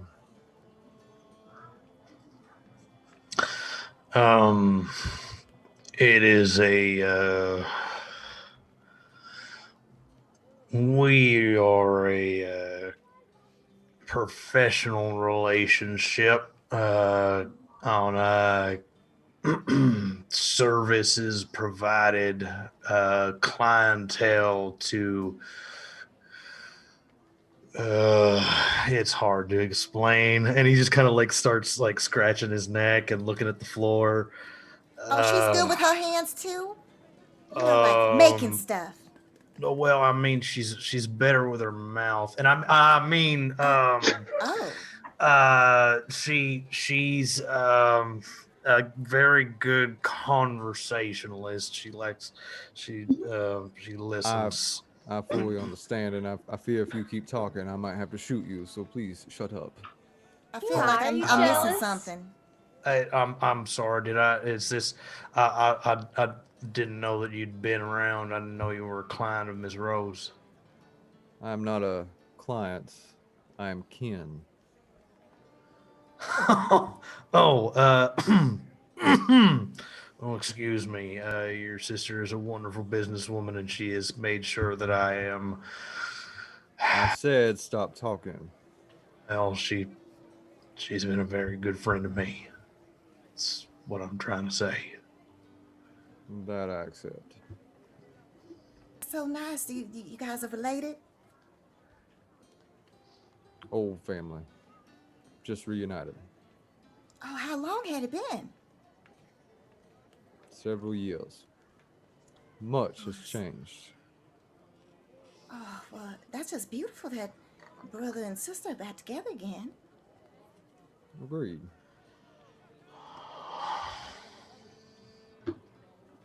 So you got siblings? No. I don't.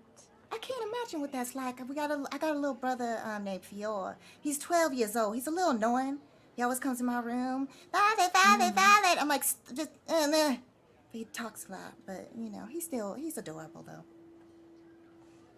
So I guess sometimes it's better to be an only child. You don't have to worry about that. Yep, just myself. So much about you that I do not know. About me? Correct. Oh, I thought you guys was well acquainted. You know? Acquainted well enough as- for him to carry my gun and him to give me gold or setsies. Yes, there is that arrangement. We've been in a few firefights. Although I don't use fire. You both have seen fights together. It's a strange tale, actually. Came together under odd circumstances. We were both accused of murder. Oh, murder, you say? I want to know more about this story. It sounds Yeah. intriguing. This is interesting as he rolls back his sleeve and starts fiddling with his gizmo. Oh, do they got something to drink around here? Can Violet look around and see if there's whiskey or something in this room? You notice there's a wall panel that allows you to pick options, and as it's happening, Abigail, as you're walking down one of the hallways, one of the other females comes up. Akane would like to see you, Rose. Or she would. She's just the person I was looking for too. Where is she? She's in the back office with another individual. Right. And Abigail turns on her heel and heads back. And as you make your way back there, the few guards that you can tell that are more finely dressed see you approaching and make way for you to come through. And as you open the door, you see this. It's a very well decorated office space full of different artifacts that is kind of in the room. Not very old, but very important monuments to different parts of Ketniv. And you see this Ketniv female sitting at the desk with her legs crossed, holding a cigar, smoking, as the Nuugard you recognized from earlier is sitting across, pointing out something, is talking, as she's calmly sitting there listening to him talk. Sees you come in and, yes. I'm glad you made it. Yes. I seem it was my I have brought guests. Yeah, my friend Kessler here has explained a bit of what has occurred. You are running from the guards from the Peacock's nest, yes? Yes. This day has taken quite the turn. That it has. It has also come to my attention that Kessler is here to help find an item that you might assist in uncovering. I might, yes. Yeah, to my understanding, he's looking for Kessler, the spark, the forge spark. Yes, the forge spark. An item, or so they say, of incredible energy, greater than the Vulcan battery itself. It's an incredible rumor. Plenty of information comes through these doors, as you know, sweetie. Yes. I'm keenly aware. Well, the part that I have learned, it is not an item at all. That is a person, or at least what's left of a person. Person? Yes, see, one of the greatest or worst secrets of Ketniv is a little experiment that they did not too long ago.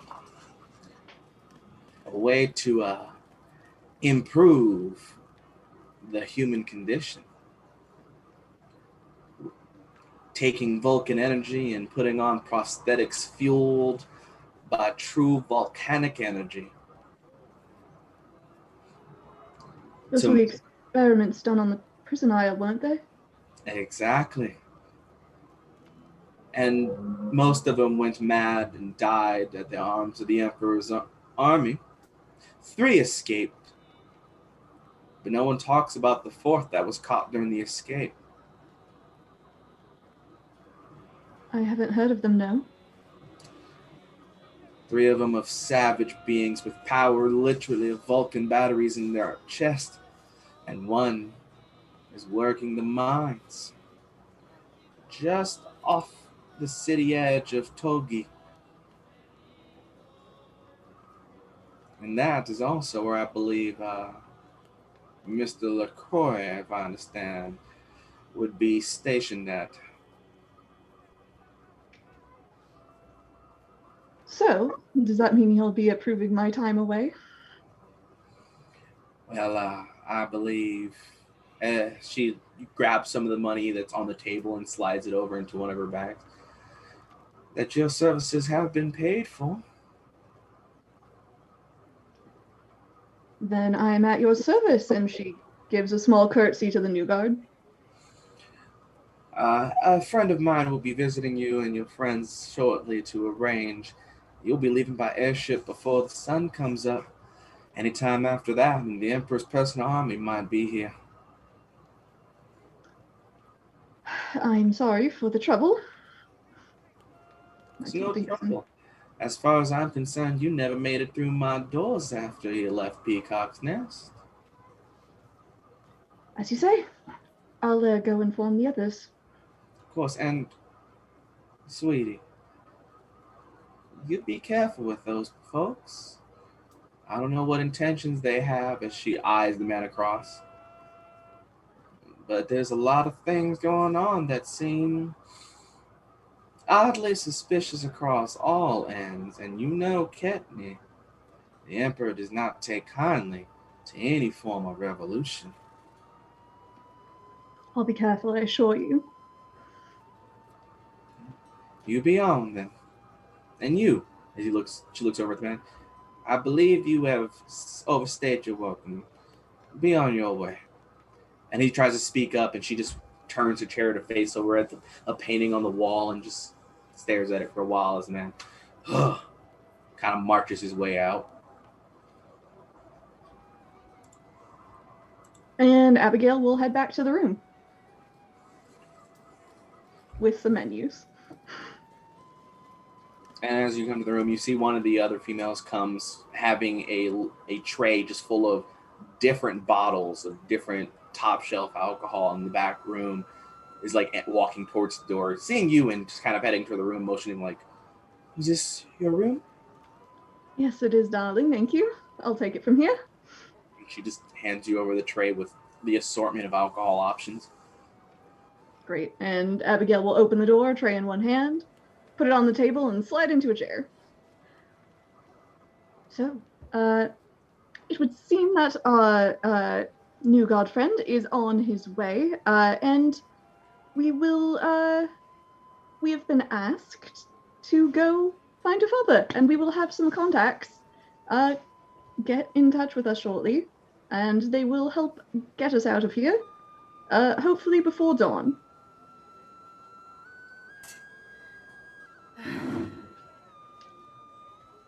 But in the meantime, we can enjoy ourselves. Sounds mighty nice. Thank you, Ms. Rose.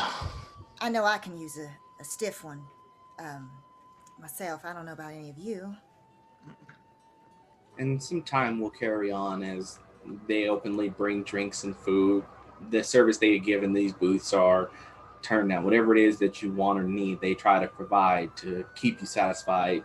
The routine is keep you there as long as possible, so you're spending more money for every hour you're there. And you're used to like these individuals coming through until then finally at the door you hear the knock of, normally they just kind of do a soft knock, but you hear a hard rapping on the door. Welcome in. And you open the door and you see the one that is identified as Kessler. All right, we're gonna have to leave soon. They've already sent the request for Emperor's aid. So we're gonna have to be gone before dawn. All right. Eli's filling up his flask. Well, we gotta head out the back door, back our way to the dock, and we got a pilot willing to fly us over to where we need to be. All right. Well, let's get some stuff in us and then get ourselves the hell out of here. And after gathering yourselves, he will help guide you, mostly Abigail helping guide you towards the back door. And you guys enter one of the back alleys, and it's a slow trek as you're kind of going through crowds of people, checking for guards. And it's an easy path through this part of town. You notice the further you go towards this path, the less color the city starts to have. So less buildings are painted with the color. It's more monotony gray, and you start seeing more posters about the Emperor is watching. One, our lives are for the Empire, and the Empire lives for us. All these constant propaganda of how the Emperor builds life for everyone here. And a lot of those signs, you do see some graffiti on it, speaking lies, eyes crossed out.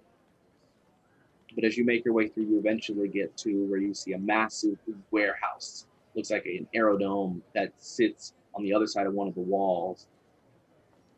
And you see in that wall, there's like this broken out part of the brick structure where you can kind of crawl through.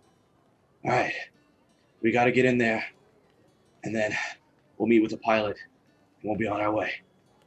Come on, get in. What order? All right. Who goes in first? I will. And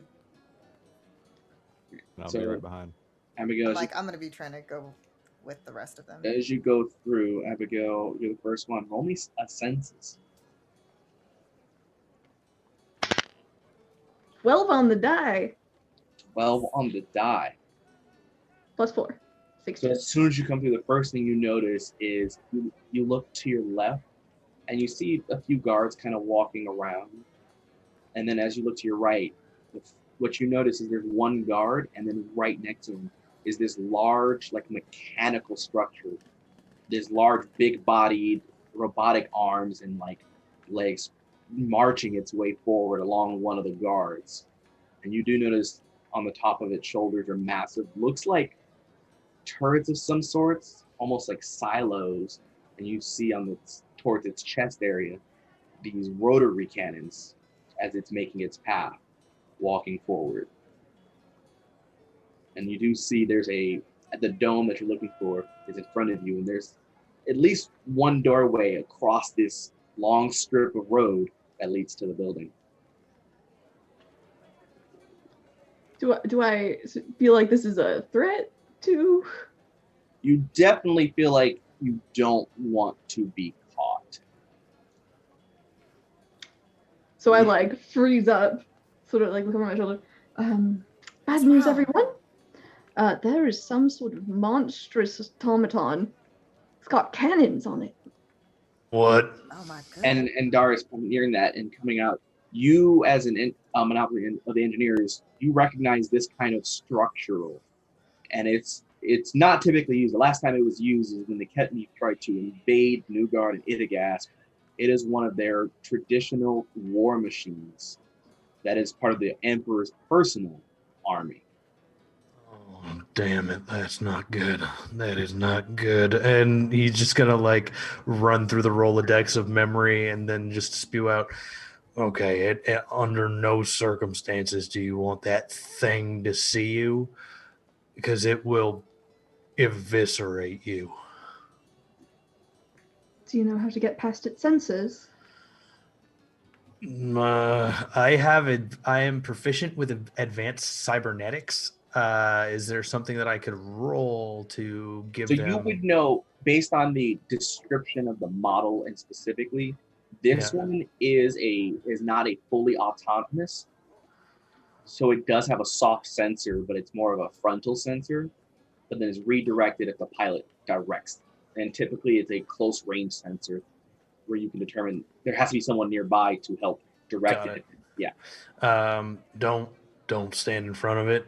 Don't get close to it. Stay behind it at all costs, and don't let the person guiding it see you, because that's really the thing. They're not self-aware. They have to be piloted. So make sure that you stay out of the eye line of the pilot.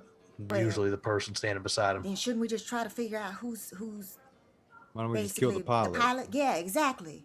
Well, most of what we do is loud. So bringing attention to ourselves for everyone else is probably a bad idea. So I'm going to say this once: we should go quietly into the night. Fair Nightfall. enough. Yeah. And it's already right now it is nighttime, so that's why it's only dimly lit on most parts of the dome. The part you're at's relatively dark because it's the side part of the entranceway. Do we see a path that we should take, like an easiest path to take to get to where we need to go? You do believe that as long as you make your way directly towards, right now the path is straight ahead and the guards on far left, far right, kind of going to and from the dome. So where you're at, they aren't currently looking. Um, I want to have Violet basically get like kind of like maybe like peek like kind of where she saw Rose go to take a look to try to see, and I'm sure I probably have to roll for this if I can try to figure out based on what Darius said who would possibly be the most likely to be controlling that thing. You can go ahead and roll me an analysis as you try to determine. A 6 on the die for a 12. As you kind of try to scout around using what light you have, sources, you can determine that like the path that's being taken of this machine that's closest to you, there is an individual walking by that has something in their hand, but you can't tell from the angle. I think I might have figured out who is controlling that thing, but I'm not quite sure because the angle isn't the best. Yeah, it's that fella over there. So, what's Well, our plan of action? I mean, how are we gonna handle this? You're Let's say we try to probably sneak maybe and 60 to 75 feet from the side of the warehouse building that you're aiming to get to. we can try to be quiet, and if that fails, it's not like our guns have disappeared. That's About my probably our best silencer for bet. this. So you all gonna try to make your way across? Yep. Stealthily. Yep, I need Stealth. everyone to roll me a stealth.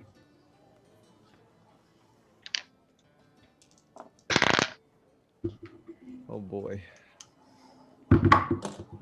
Oh boy. Eli. All right. Rose, what'd you get? 9 on the die for a 10. Violet, 10 on the die for a 12. Darius, 11 on the die for 15. Zaya, 12 on the die for a 16. Okay, all right. I'm re-rolling. Hold on. I had a 2 on the die for a 7. All right, so I get another gear. Yeah, you do. That is a 9 on the die for 14. Got it. And what was yours again, Rose? I had a 10 total. 10 total. So as you kind of get down, moving close to the ground, moving slowly, you take a moment and you notice a light start to shine on the warehouse, almost like a spotlight that starts to scan across the warehouse, the ground around you. And then for a moment, the spotlight gets very close to Rose. And it just barely glides around Rose and scans the rest of the area closest to the machine. You continue moving forward. Yep. Yeah, I'm gonna keep doing the thing that where like I go 5 feet, turn around, make sure she's okay, go 5 feet. You know what I mean? Like that's And then I how wanna- I'm kind of proceeding. Look behind as well to make sure that there's no one basically behind us or in the area to spot us. Okay. So far, no one seems to be following. Your new friend is behind all of you, kind of like, keep going. As you get closer to the building. And as you get to the door, Rose is still leading the way a little bit? Maybe. Seems like Eli was saying he was starting to get ahead of me, which I think might make sense. So Eli's taking the front? Yes. Eli, you make it to the warehouse building, and you get to the door. The door is locked. How we need to get in the door? I'm gonna quick turn to Darius. Can you do Give me- something about this? Give me a minute. He kind of, my equipment for being a engineer says that I should have a knife. I don't have a knife. I have a multi-tool. So I will pull out my multi-tool and flip it around until I get to the pick portion of my multi-tool, and I want to try to pick the lock. Before you do the pick, I need you to roll me a discipline. Discipline. All right. I'm gonna spend a gear to re-roll that because that was a 1. I will accept another gear. Like that. That was I went from a 1 to a 12. That's a 16. All right. So you are able to keep your composure as you realize time is against you because the spotlight is circling back. And last time the spotlight highlighted this door. You are Give me a able minute. go ahead and roll me a handicraft. Got it? Any minute now. Give me a second. 7 on the die for 13. 13. You are able to pick the lock. Oh, there we go. That's what you like to hear. And he like slides the door open. Everybody get inside. Go, go, go, go, go. Hurry, we need to. So who goes in first? I will hold the door and just kind of motion everybody. I was through. behind Eli and Violet goes in Rose. first. Make sure Zia goes in last, and I will trail everybody else. So after, I believe, Violet, then Abigail, then Zaya. Then the Nuug then goes in, and I'll follow him. the light makes it to the door just as it closes. And the last one to go in is Eli or Darius. It's me. I need you to go ahead and roll me a luck then. God. 6 on the die for 8. 6 does not succeed, and I am spending a gear of fate to make it catastrophic. Ah, The light sees the door, and the door hinge jams and is unable to close. Dang it. However, you do gain a gear of fate because I spent one on you. Well, that's handy. Like from 2 to 3 in the same goddamn turn. So now the door is open. You all make it through, but the light is fixed on this door that is open. As Darius is like trying to pull the door closed, and it jams and goes, I think this is the time where we get the hell out of Dodge. And as you see, it's a Let's closed run. warehouse. It's very poorly lit from like what seem to be very bad sconces with dim light. But you do see what appears to be like almost like an airplane with a blimp overhead of it.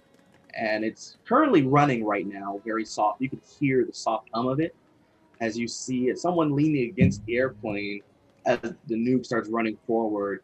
Oh, wait, I think we need to go. agreed. And as you all kind of make your way to this point, you see there's enough, as the individual's kind of leaning, kind of confused for a moment, starts helping you all pile in.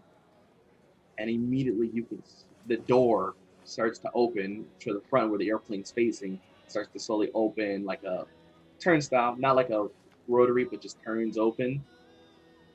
And so far, you only see light, and you see a few of the guards who are armed, but none of them armed with guns. I have my gun out, waiting until they're in range. Violet is already basically has her Arthur in her hands, ready. And a few of them start to get very close as the pilot's trying to get everything ready to get going. We might, it's going to take a moment to get it to go. You guys were not supposed to get this much noise, and upon hearing that, you do hear sirens start to go off. I'm going to fire a warning shot over their heads just to see if they'll disperse or if they'll keep running at us. All right, go ahead and roll me, you're trying to get them to disperse. You can roll me aggression or cunning. Okay, doesn't matter that they're saying. And I'm gonna try to focus through my Oculus to with Arthur to try to basically get a good clean eye line of whoever is closest to like possibly coming up on us. Okay. And what did you get, Eli? I shot cotton candy at him. I got a 5. 5. You left the shot, and as soon as they hear the shot, they don't so much like stutter at the shot, but they kind of reinforce themselves, moving closer, and you see some of them kind of raise their guns over, and you hear, "Turn the plane off," over like an echoing megaphone. This is your only warning.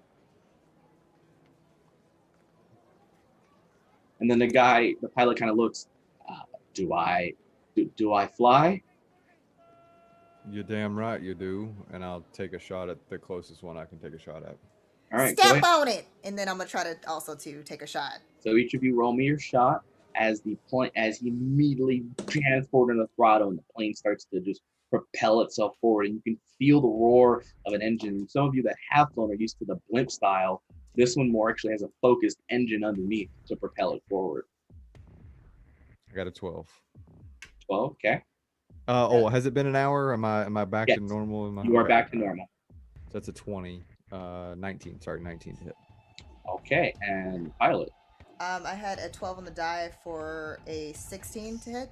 Wait, no, 17. Sorry, because I had a plus. You both rolled a opportunity, so you both get a solid shot, 2 solid headshots, putting 2 people down simultaneously. Causes enough of a shock for the other guards to kind of like, oh shit, as the plane starts to go. But as soon as you clear the warehouse, you see to your left the machine making a turn to its right, preparing to aim towards the airplane as it starts to lift off. God damn it. I got nothing for that. And the Nuug just says, I think this is my part. And he removes the rest of his tattered as he kind of jumps off the plane, and you see his body is covered in that same clay he used back at the 8th floor of the building. Now that is what I call a big bang. And he just starts running, and as you see, he just slams the rest of his drink and starts running forward. And as the plane starts going, you see the machine start to pull itself up as the airplane starts to lift off. You see the turret start to come up, the red of the come up, and you just see the slight blimp of Kessler just jumps in the air, and you just see the massive explosion occur right there in front of the warehouse. Part of the building starts to shake from it, and you see the fire and the fumes and the smoke come up as a missile does launch and fly right by the airplane, gliding by one of the windows as you are safely in the air and presumably safe from any fire of that machine. C'est la vie. That was too close for comfort.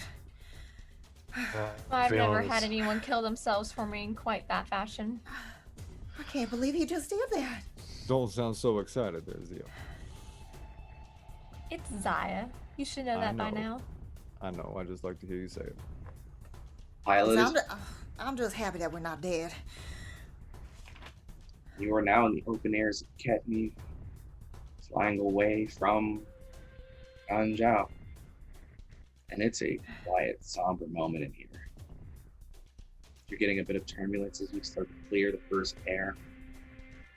And despite that moment, after you clear the Anjou city border, You start to notice the beauty of Ketniv as you see massive mountains, waterfalls crashing into the valleys below.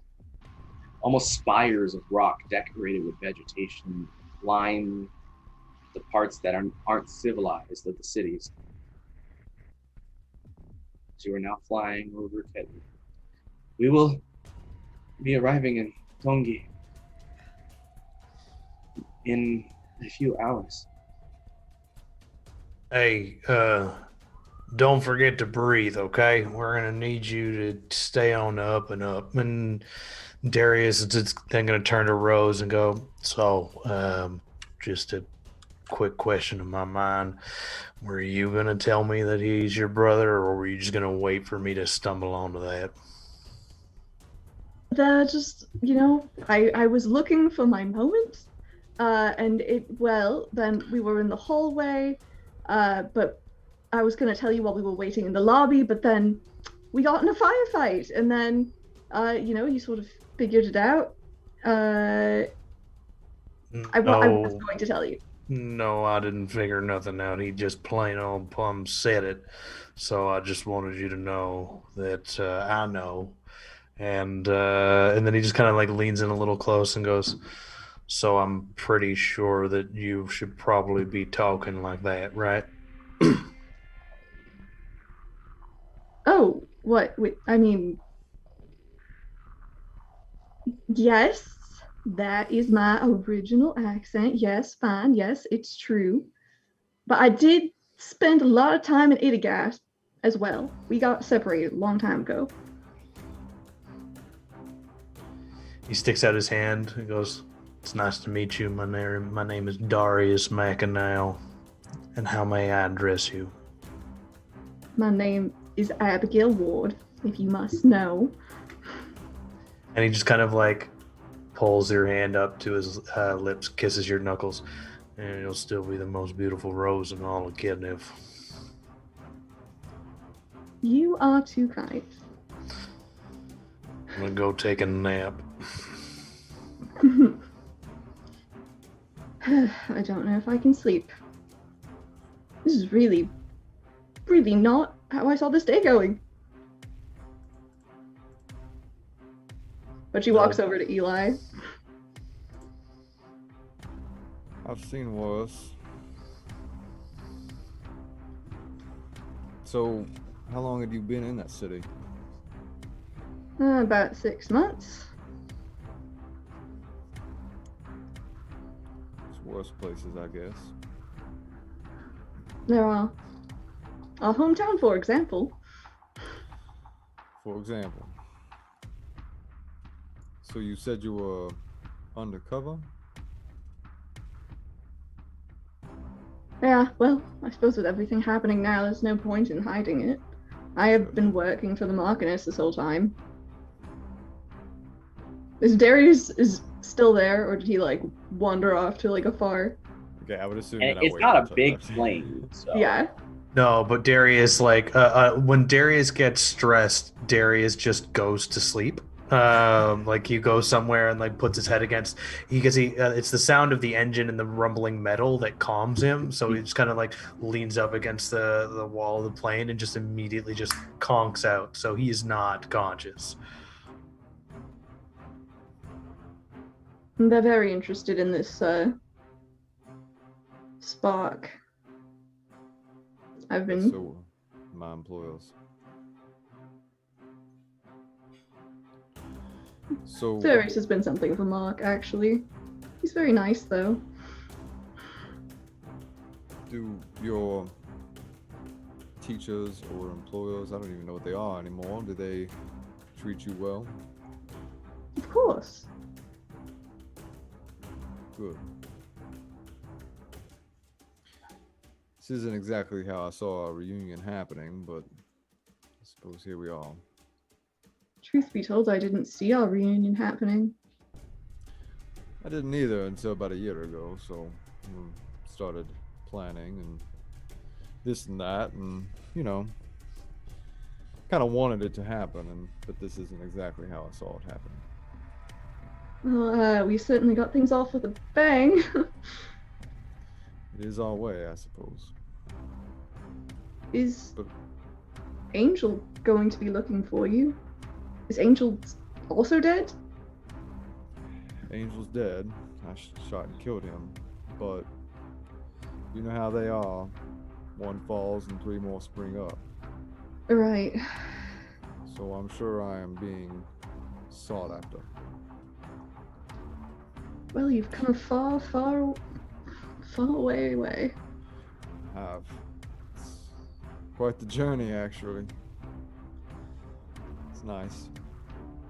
Different. Did you know I would be here, or was this just pure luck? No, they had mentioned I'd finished a job for my current employer, me and Zaya, and they had mentioned that perhaps you might be around, so that's why I continued and agreed to come. Who are your employers? It's a good question. I'm not entirely sure. We lended some help, got us out of a bit of trouble, got them out of a bit of trouble, and they want us to continue on working for them for this spark and God knows what else. I don't care about any of it. They just mentioned that you might be here, so here I am. Abigail sort of smiles at that, and she like leans her head against your shoulder. It's good to see you again. It's good to see you too. I missed you. I miss you too. Can't believe you're grown. Yes, I was just a kid when I left. You did the right thing, you know. Getting me out of there. Good. I thought about that a lot. You look a lot like Mom.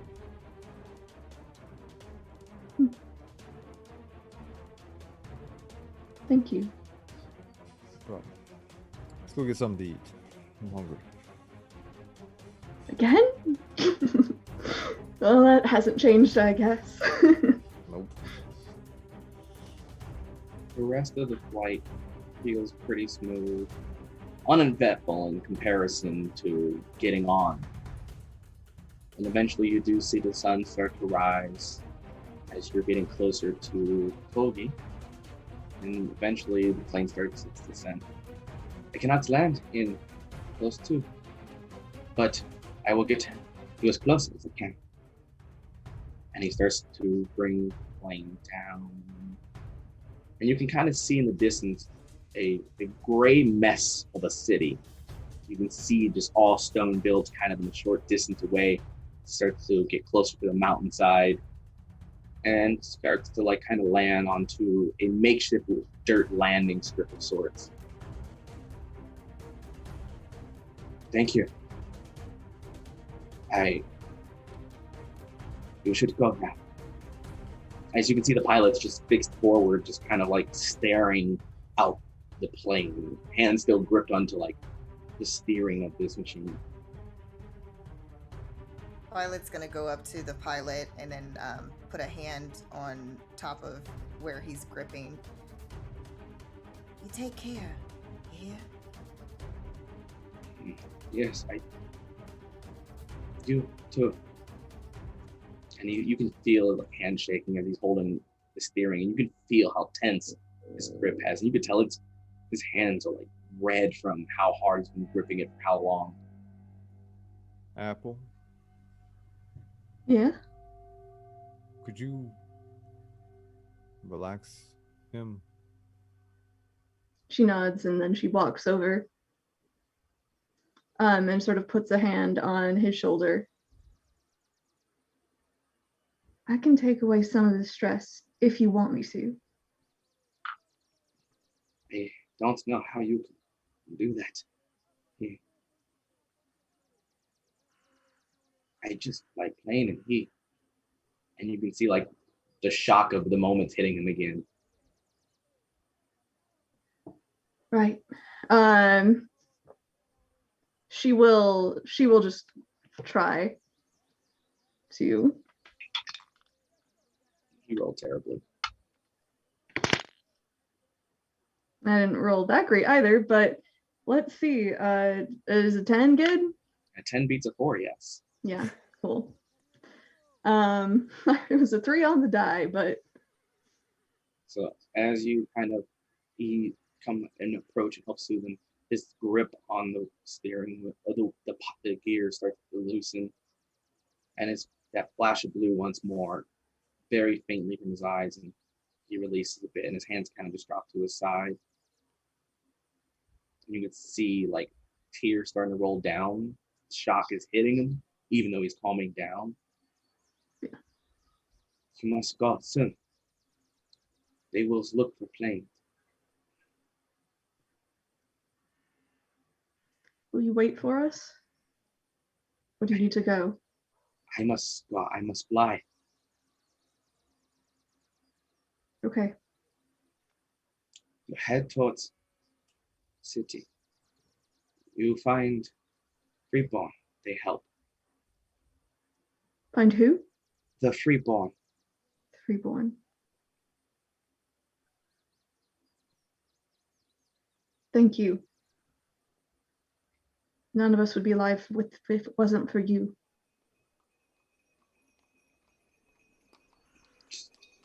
Go. I must fly. Go. As you see him kind of like he's trying to push you away to just leave. Right. Well, I think we should go. Agreed. And as you hop off, you do see there's like a trail almost that goes along the mountain, kind of heads its way down. And it's a small little hike that you're aware that you're going to have to take now. So as you're going to start this path, I do need everyone to roll me a resistance for this hike. How high are we? You're like halfway up the mountainside. Very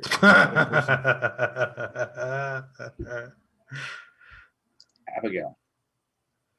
9 is my number tonight. 9 on the die for a 10. Violet. 11 on the die for a 13.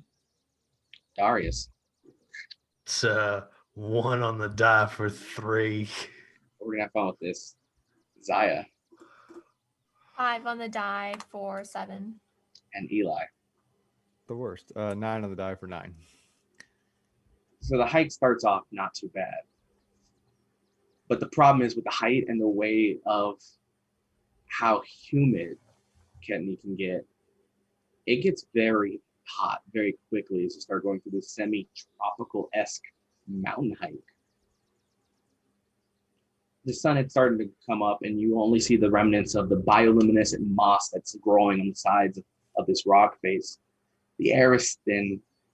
It is hard to manage. So much so that it wears down. Darius, you will face exhaustion on all checks. You will have a -2 for all checks until you can get a solid rest. Wonderful. But the hike, other than that, is not too bad. As you make your way through, the trail leads directly around the side of Togi, the town you were expected to run into.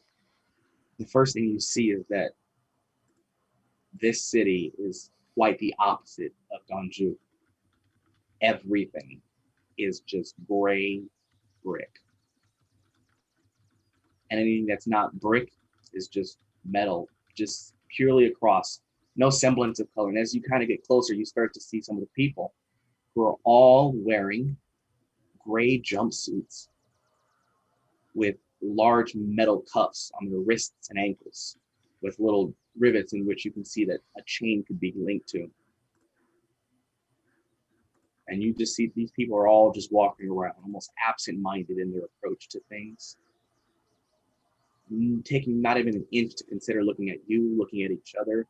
Almost, and the way they're walking along these streets, it's almost like a perfect grid. They're walking along the side of a building, they cross these sections, and everything is almost perfectly square, only making sharp turns, coordinated walking paths, as some are carrying large barrels full of some form of stone, some forming refined metal, others walking with wheelbarrows full of equipment, but they're all just walking in this organized pattern through the town. One thing you notice is, unlike Gonjo as well, there is not a single guard that you notice. And as you walk through the town a little more, you do see, the only parts of color you see are massive posters of just the Emperor's face. And once more, the red lettering of propaganda reminding you that you are the gears that keep society working. If you don't work, Ketniv will collapse, reminding you that you must continue working. Be proud that you get to work. Be happy that you contribute. We certainly don't look like free peoples. I think you're muted, Pilot. I was replying to Eli saying, yeah, not at all with those shackles that they're wearing. Do people... Please. I wasn't aware that people live like this. Yeah, this is sad. Have either of you ever been here? Turning to Abigail and Darius. I don't get out much outside the workshops and the factory. I won't lie, this is the first time I got on anywhere it was on anything that was other than the machines I work on for Mr. LaCroix. You can understand that. Alright, honey. GM, I don't think I've been anywhere like here. It's mostly been in Gwangju, but have I traveled anywhere else? You have traveled to a few places south. You have yet to make it to the capital because that place is only for NAFTA. Otherwise, you've never been this far north. Typically, unless you're Ketniv, they don't let you go this far. Right. So this is not normal from what I've seen. I mean, it's normal here probably, but it's not. From what you are, like Ganju is the foreign landing point. There's a few other parts where foreigners can travel, but you never make it farther north than that. And those, and like, so they are not drab, shackled people in those other. Oh, those places may not be as bright as Ganju, but they're definitely not this. Yeah. So I would relay that. Never seen anything quite this bad. Had I heard rumors though about this? Just like, based on what you do, you would have heard that the emperor makes sure that everyone has a job. From the moment you were born, you were raised to eventually do a job that you were selected for based on your abilities, and you were tasked to do that job.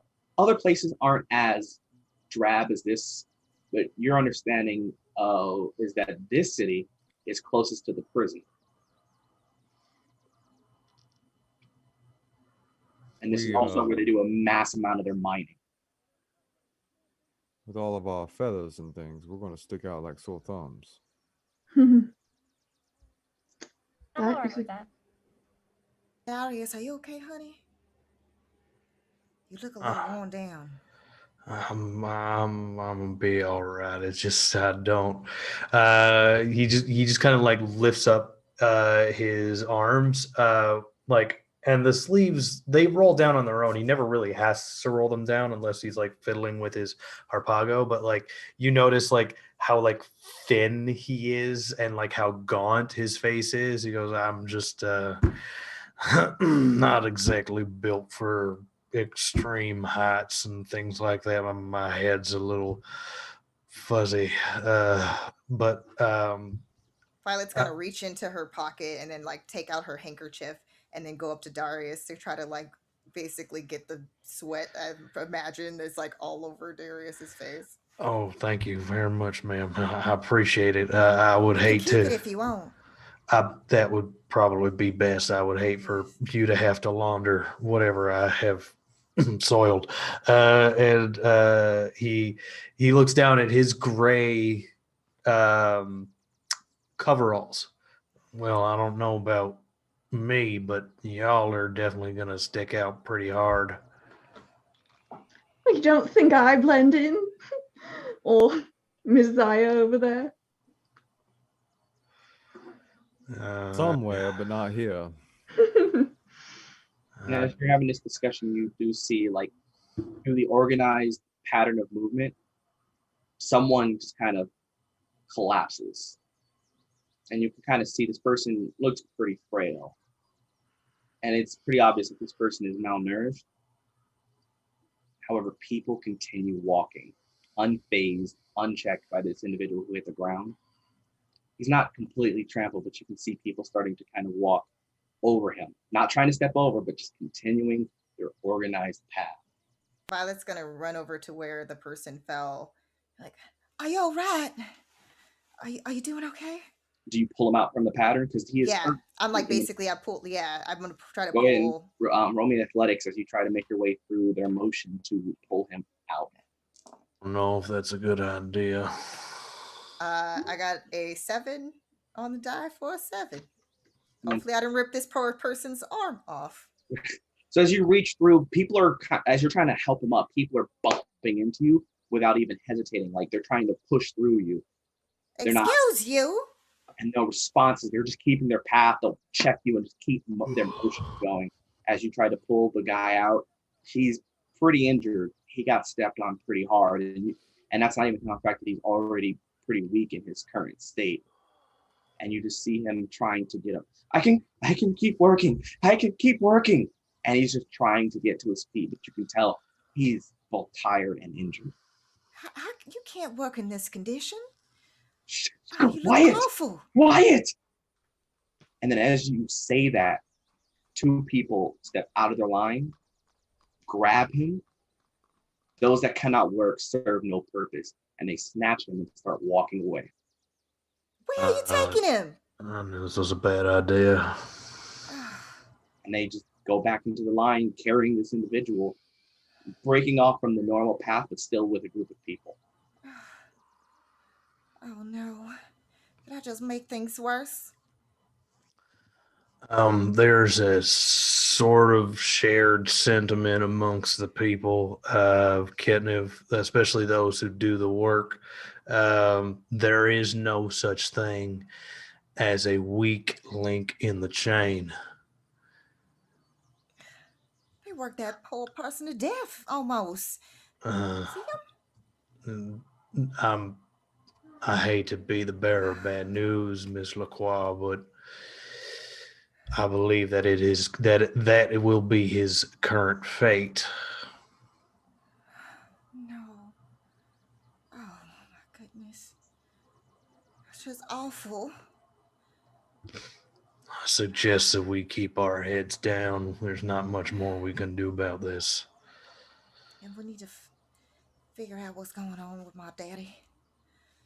I mind touch just like a random person walking by just to sort of see what like the overriding feeling is. Is it like fear? Is it And you find it quite easy. Like normally you have like even a soft resistance. There's not a single ounce of resistance as you kind of get into the mind, and you feel the sense of pride. But as soon as you get to that pride, you feel fear. And then I need you to make me a discipline test. okay?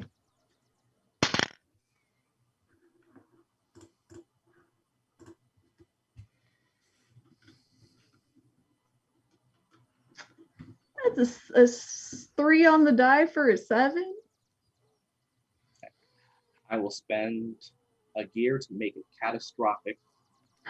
You are suddenly overwhelmed by that fear that then turns to pride, and you have the sudden urge to follow the line and work as well.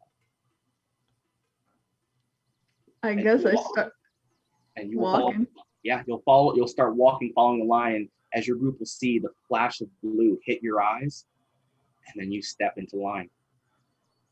As soon as I can put 2 and 2 together, I'm going to grab her. however long that takes. And as you do, like, Rose, your instinct is you have to get back in line, whatever you can do to get in line. Well, I guess I'm just gonna try and shake him off first. Yeah. However, you also have a certain power to manipulate the thoughts, so you will do whatever it takes, including using your talents, to ensure you can stay in line. All right. Apple, focus. Remember our task.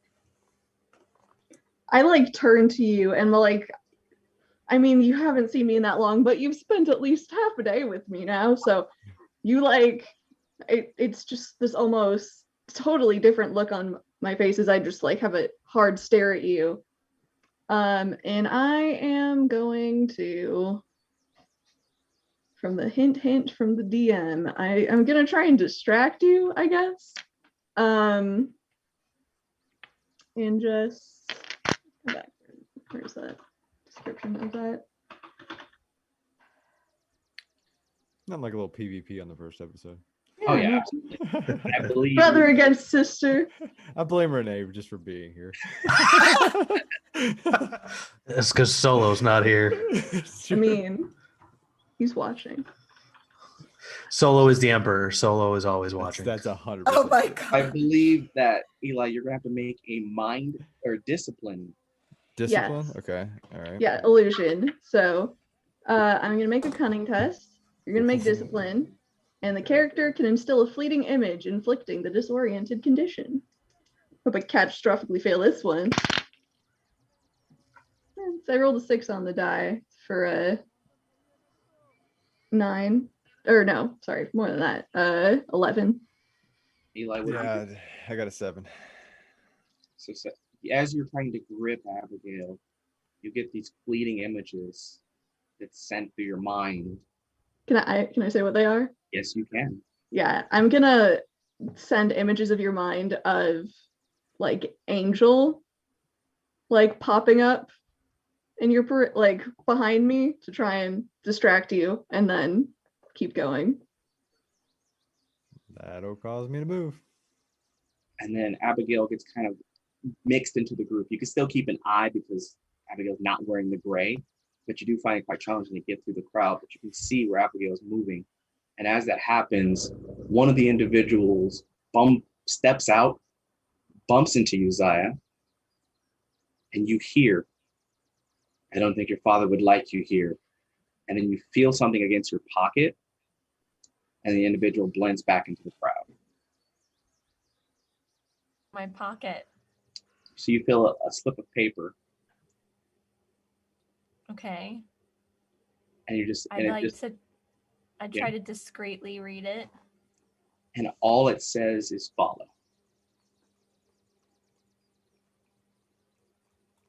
I'm gonna look at my friend, specifically Eli, because I know him the best, and then I'm going to follow. So you take note of the individual who bumped into you is also following the same path as Abigail. However, everyone else just sees Abigail walking through the crowd, making a direct path towards somewhere in the city. Do the rest of you follow? Darius, what's going on?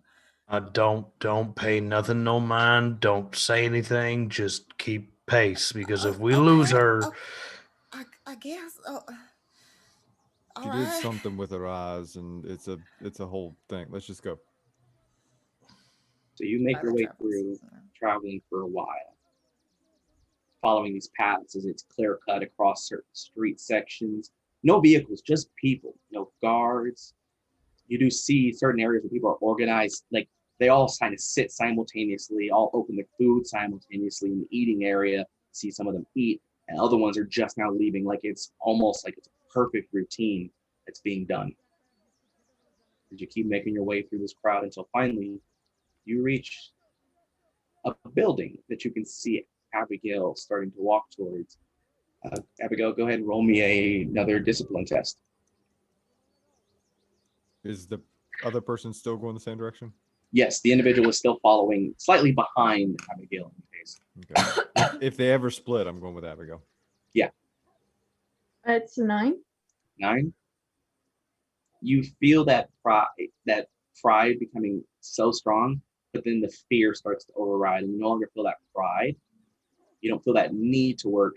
You feel worried that if you don't work, the people you love are going to suffer for it. And in that moment, as you get close to the building, Zaya, the person you've been kind of following as well, grabs Abigail and you step hard out of the line. And you only vaguely recognize this as someone who's been to your establishment a few times. To my establishment In Itagast. as like where I work. Yeah, where you work. Never Okay. worked with you, but you've seen them from time to time. Sure. Like it's a face that's recognizable despite Cool. So that means my father knows what. Oh. And then as you see him look over at Abigail, and you see the flash of green in his eyes, and then green come from Abigail's for a moment. That pride and fear is now wiped from you, Abigail. I grab this other person with both hands on their shoulders. I'm like, thank you. Stay Are quiet you good? and follow me. And he starts going with the crowd as well that's leading into the building. And he just starts walking with, he kind of pulls Abigail a little bit and then keeps walking. And I'm assuming the rest of you do follow. Yeah. Starts leading you into the building, and you start to see that the front there, you enter the building and it's just a massive wall right now with multiple tools, and you see people going up, grabbing certain tools. Other people are putting the tools away, and ingress and egress is grabbing certain things. And he ends up walking through the group that's walking into the building. And as soon as you get through, it's like a long metal corridor. There's a few parts that kind of jut out, but we're following the corridor until finally at a certain point, he steps out and pulls Abigail and leans against the door and pushes it open. And like holds it open for each of you to come in. And the door closes. And as you come in, it looks to be like what might be kind of like a locker room of sorts. And no one's in here at first. And then what you do notice is coming from the edge of the locker room, which is this massive circular room with lockers in the middle and along the wall. Around the corner, you see Gabranth coming forward. As the individual from Itagast, that's recognizable by Isaiah standing there, and another bald Nuugard. And the Itagast looks over to Isaiah and just kind of comes close and reaches for your hand. And then kind of leans close. Make sure you're being careful. I don't think your dad likes to know that where you've been. And he says that kind of softly as Gabranth kind of comes over to Darius. Sorry about earlier.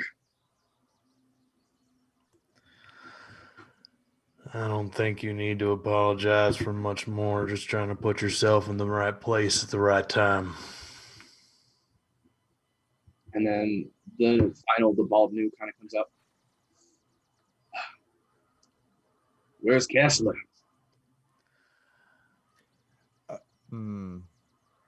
He didn't make it.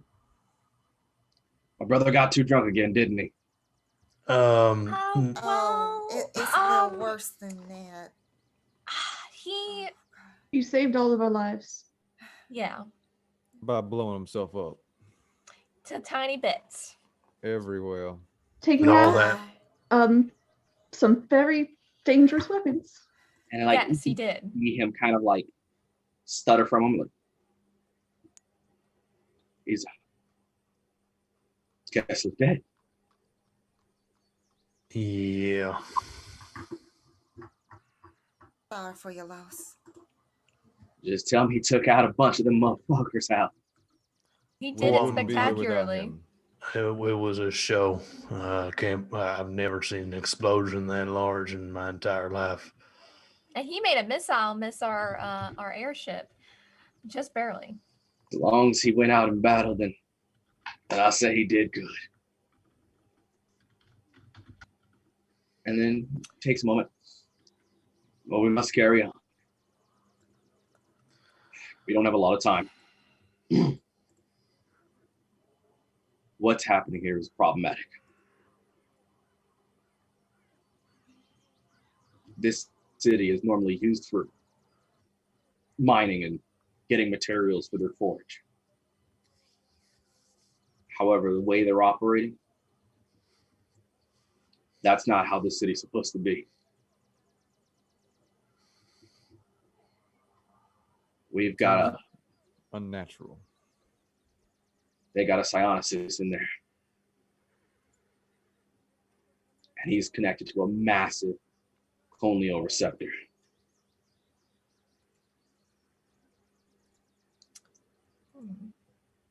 The problem, it's connected to their goddamn forge spark.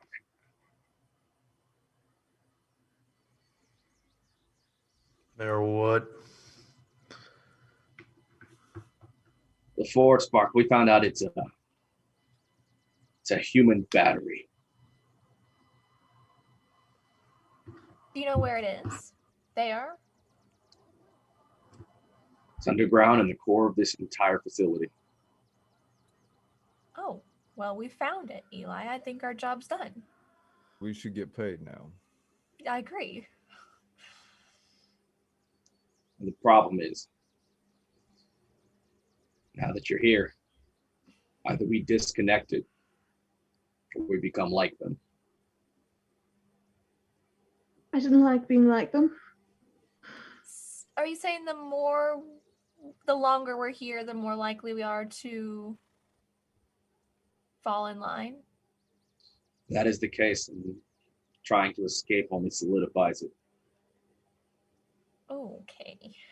Well, I've never been one to fall in line, so I think we best make haste and figure this out. I absolutely agree. I only do work I like to do, and I don't like doing work for people I don't like. How do we go about disconnecting this thing? Yeah. We have to make our way through the factory to the underground crypt. Of course. We get down there.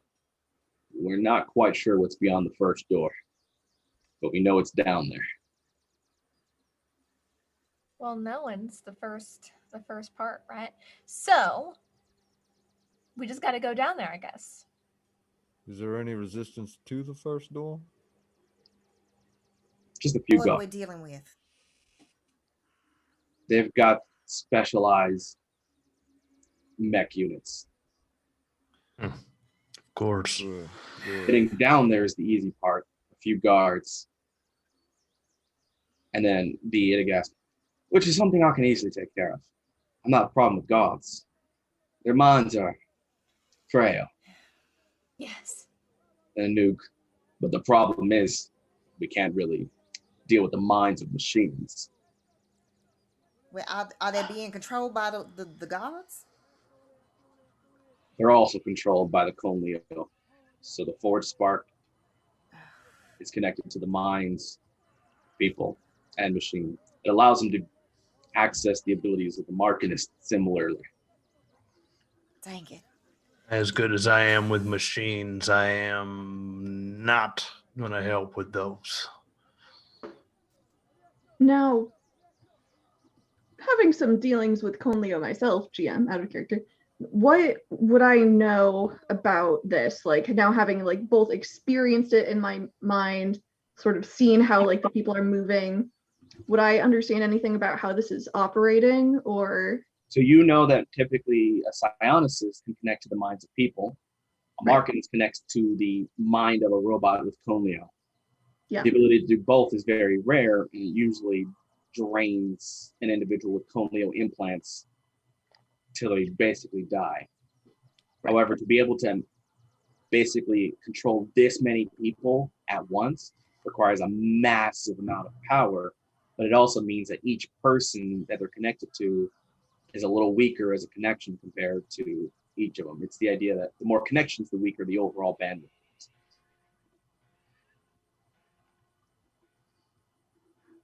So, could we, in theory, take out the ones controlling these things?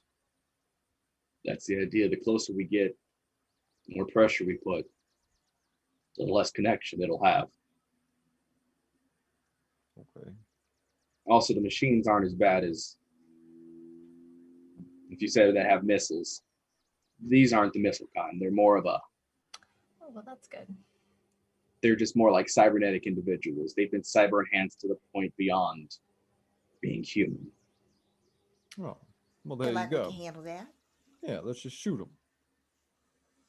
I learned that bullets are pretty good against them. Problem is, it's just us three and the rest of the freeborns. How many of those? Less than a dozen now. Our last attempt did not prove effective. Last attempt. So the surprise element is gone. The surprise element's always there. They don't expect anyone to try. I see. Do they know we're here, or is with the way they're controlled, we're just It's a go? one-way port, so as long as it's connected to the mass, it doesn't really have any connection the other way around. That's why there's no guards. The city is a self-contained prison in its own right. I would notice. Definition of depression. I was hoping that we'd have a bigger backup, but they currently have Mr. Lacroix down there. Do you know why? You okay? Do you know? They're changing him. That's not okay. What does that mean? What are you implying? If I may, they are going to change your father into a cyborg. They are going to turn him into a weapon, and they're going to make. I had no idea things like this were going to happen, Ms. Lacroix, but in dealing with the Ketnivs in order to achieve the future for Lacroix and future empires, he pushed the wrong buttons.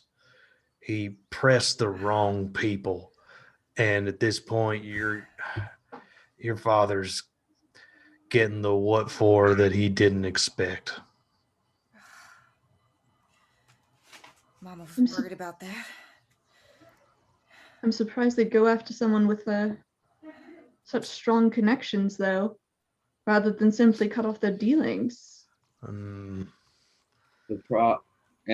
against me, they don't see the problem is Mr. Lacroix is well connected in the monopoly. And they recently learned something that the monopoly marketists are doing. Yep. And that made the Ketniv real concerned. So they thought they can get to him first. They ain't got to worry about the monopoly can do. But he's part of, the monopoly of engineers or the monopoly of...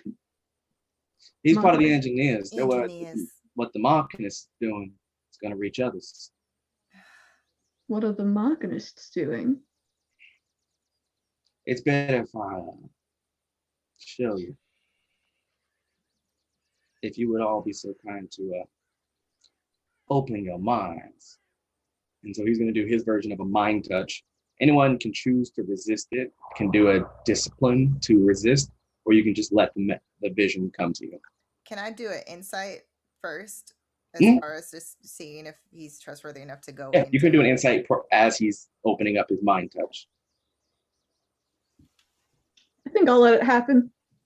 That's a 6 on the die for 12. Mm-hmm. Okay, 12 for insight. So what you're trying to determine?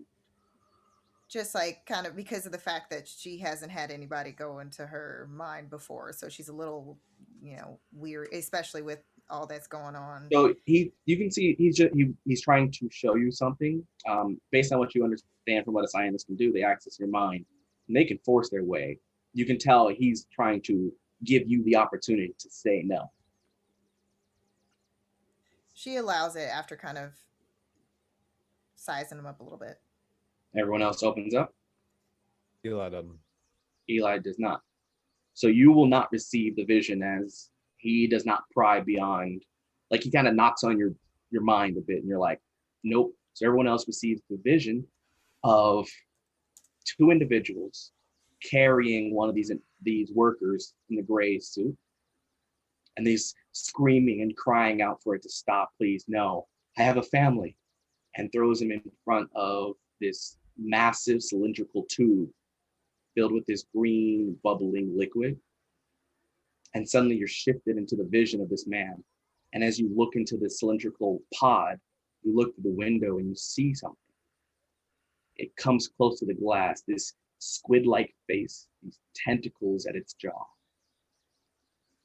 Its eyes open and these deep black eyes peer through. And suddenly you see them shift into green, and the individual on the ground, his body starts to erupt this massive green light. And you share in the sensation of feeling your entire existence being overwritten, erased. A sensation of all your nerves being fried at once surges through your body. And then your vision steps back for a moment and you see the body hit the ground. Get up. And you look towards the pod, which is now drained of the fluid and the being. And the voice of the individual is different.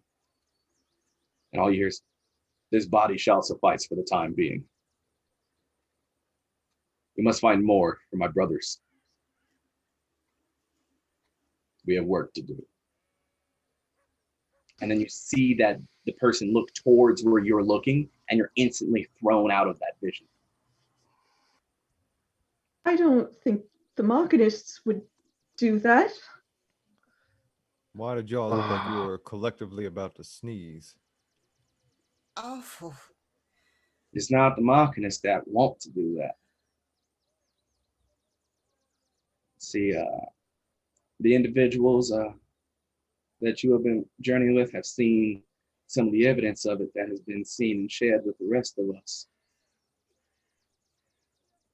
The Machinists have been infiltrated by a creature of ancient being that has the power to transfer its consciousness to another being. And like Abigail is starting to run these like calculations of like some of the shifts she's seen in the leadership of the Machinists recently, the way people have acted colder and just different. This is crazy. It's crazy. People you once considered friends no longer recognizing you. I know this is crazier than that. This is objectively crazier. Now I'm already exhausted as is, and that was just doubly exhausting. But if I may, Miss Rose, but this is not crazy. This isn't crazy by any means. This is parasitic. This is something eating away at the core of Marcinists as is. Like, forgive my candor, but Marcinists are crazy, and getting yourself into the thing of machines is a bad idea and never a good one to begin with. However, that's not the Marcinists. There is something else here, and Do you think perhaps they allowed it? no. I don't like the Marcinists one bit, but that's just my personal opinion, and I ain't fixing to change it. But at the end of the day, they've always been good people. They've always been good at taking care of their own. They've always been good at making sure their machines, their little doodads flying in the air, are working. But to allow it, just let it happen, that's not what I know. Sure. And that is the problem that we are facing. We have the situation. The Machinists have been infiltrated. They're going to keep it going. And then Ketniv found this out themselves. And now they believe they're in an arms race against the Machinists. The Machinists can transfer their consciousness from body to body. Now the Ketniv want to know if they can transfer the consciousness to machine. And they hope to assimilate a monopoly of engineers. We are at the brink of a monopoly war.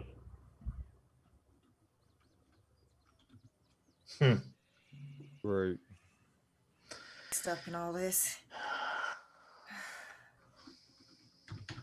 That's why we got the Freebone, we got the Valkyrs, the Hornmules, and every rebellious force across the Isle Nations are now fighting to stall the monopolies until we can figure out how to stop whatever happened to the Machinists from getting the rest of us.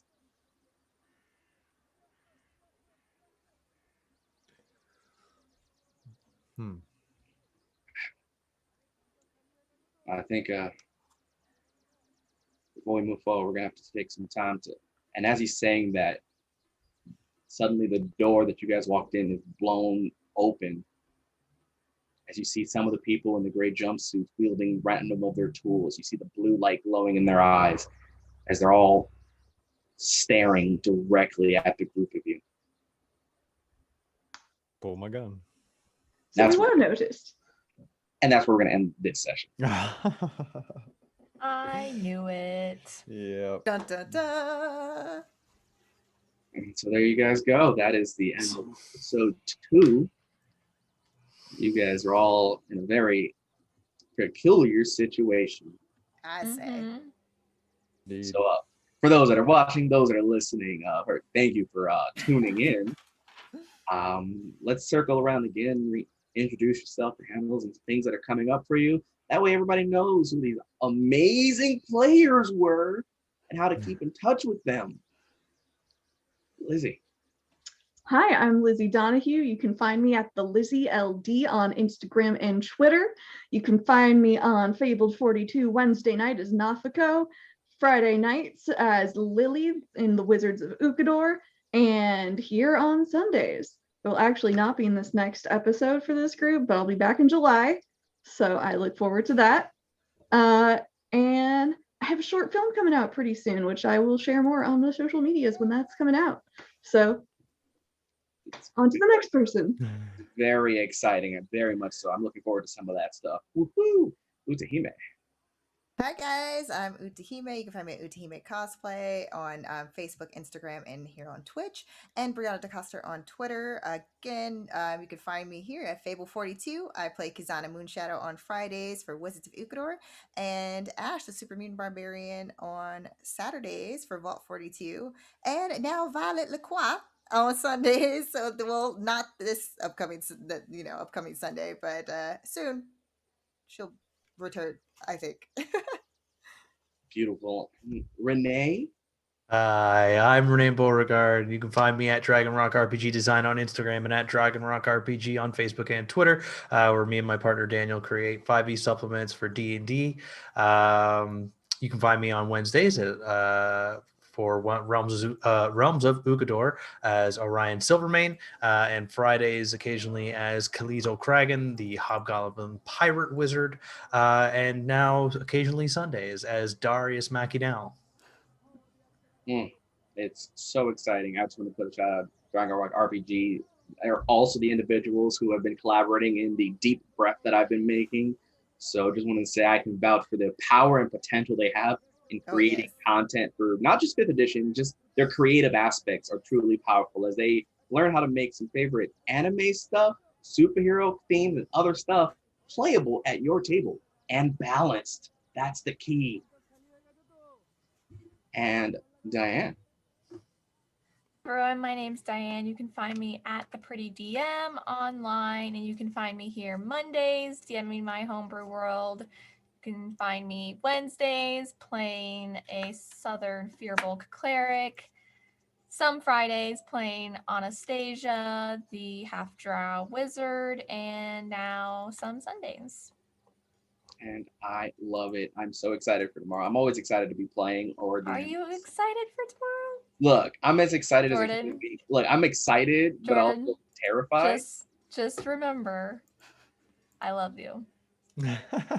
That's never a thing you Never. actually want to hear from your DM. Like, you want to be loved, but not when your DM tells you, because it never It's means true. good things.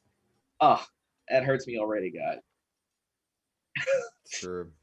Diana, No, because you're gonna think everyone's gonna think I hate them tomorrow. I just feel it. I feel it in my bones. just saying, guys, starting It's gonna be tomorrow, awesome. You guys should come watch. starting tomorrow at 10 p.m. Pacific, we will be pushing the hashtag Blame Diane. Oh gosh. Fair. Fair. I'll take it. And for Fox's sake, Ronan, I guess say words. Yeah, I'm Ronan Fox. You can find me at Ronan Fox on Twitter and Instagram. You can find me every Friday at 3 p.m. Pacific for Fox Talks, where I make fun of all the characters they just mentioned. You can find me on Fridays where I play Cookie Peachtree. He's a Corvu. He's a fairy race. And you can find me here on every other Sunday playing this character. And circling back, so the next episode of Forge of Fate, we are alternate Sundays with Middle Earth. So not next Sunday, but the following Sunday, we will be doing episode 3, which is part 3 of the introduction. There are multiple groups that are being sent out. You've seen first group that went to Nuugard. The second group have arrived in Ketniv and faced the experience of the Emperor.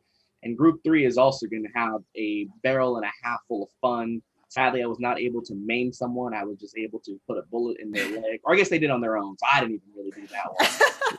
But you can't win them all. Self-made. Dang it! Self-made. Dang it! It's okay. I got next episode to try to rip off some limbs off one of you guys. Fair.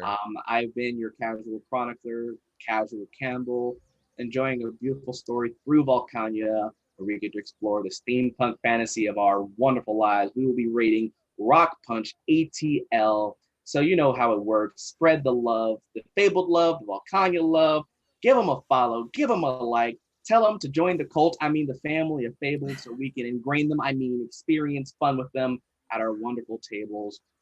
So stay casual, and don't forget to love everyone, including yourself. Bye, guys.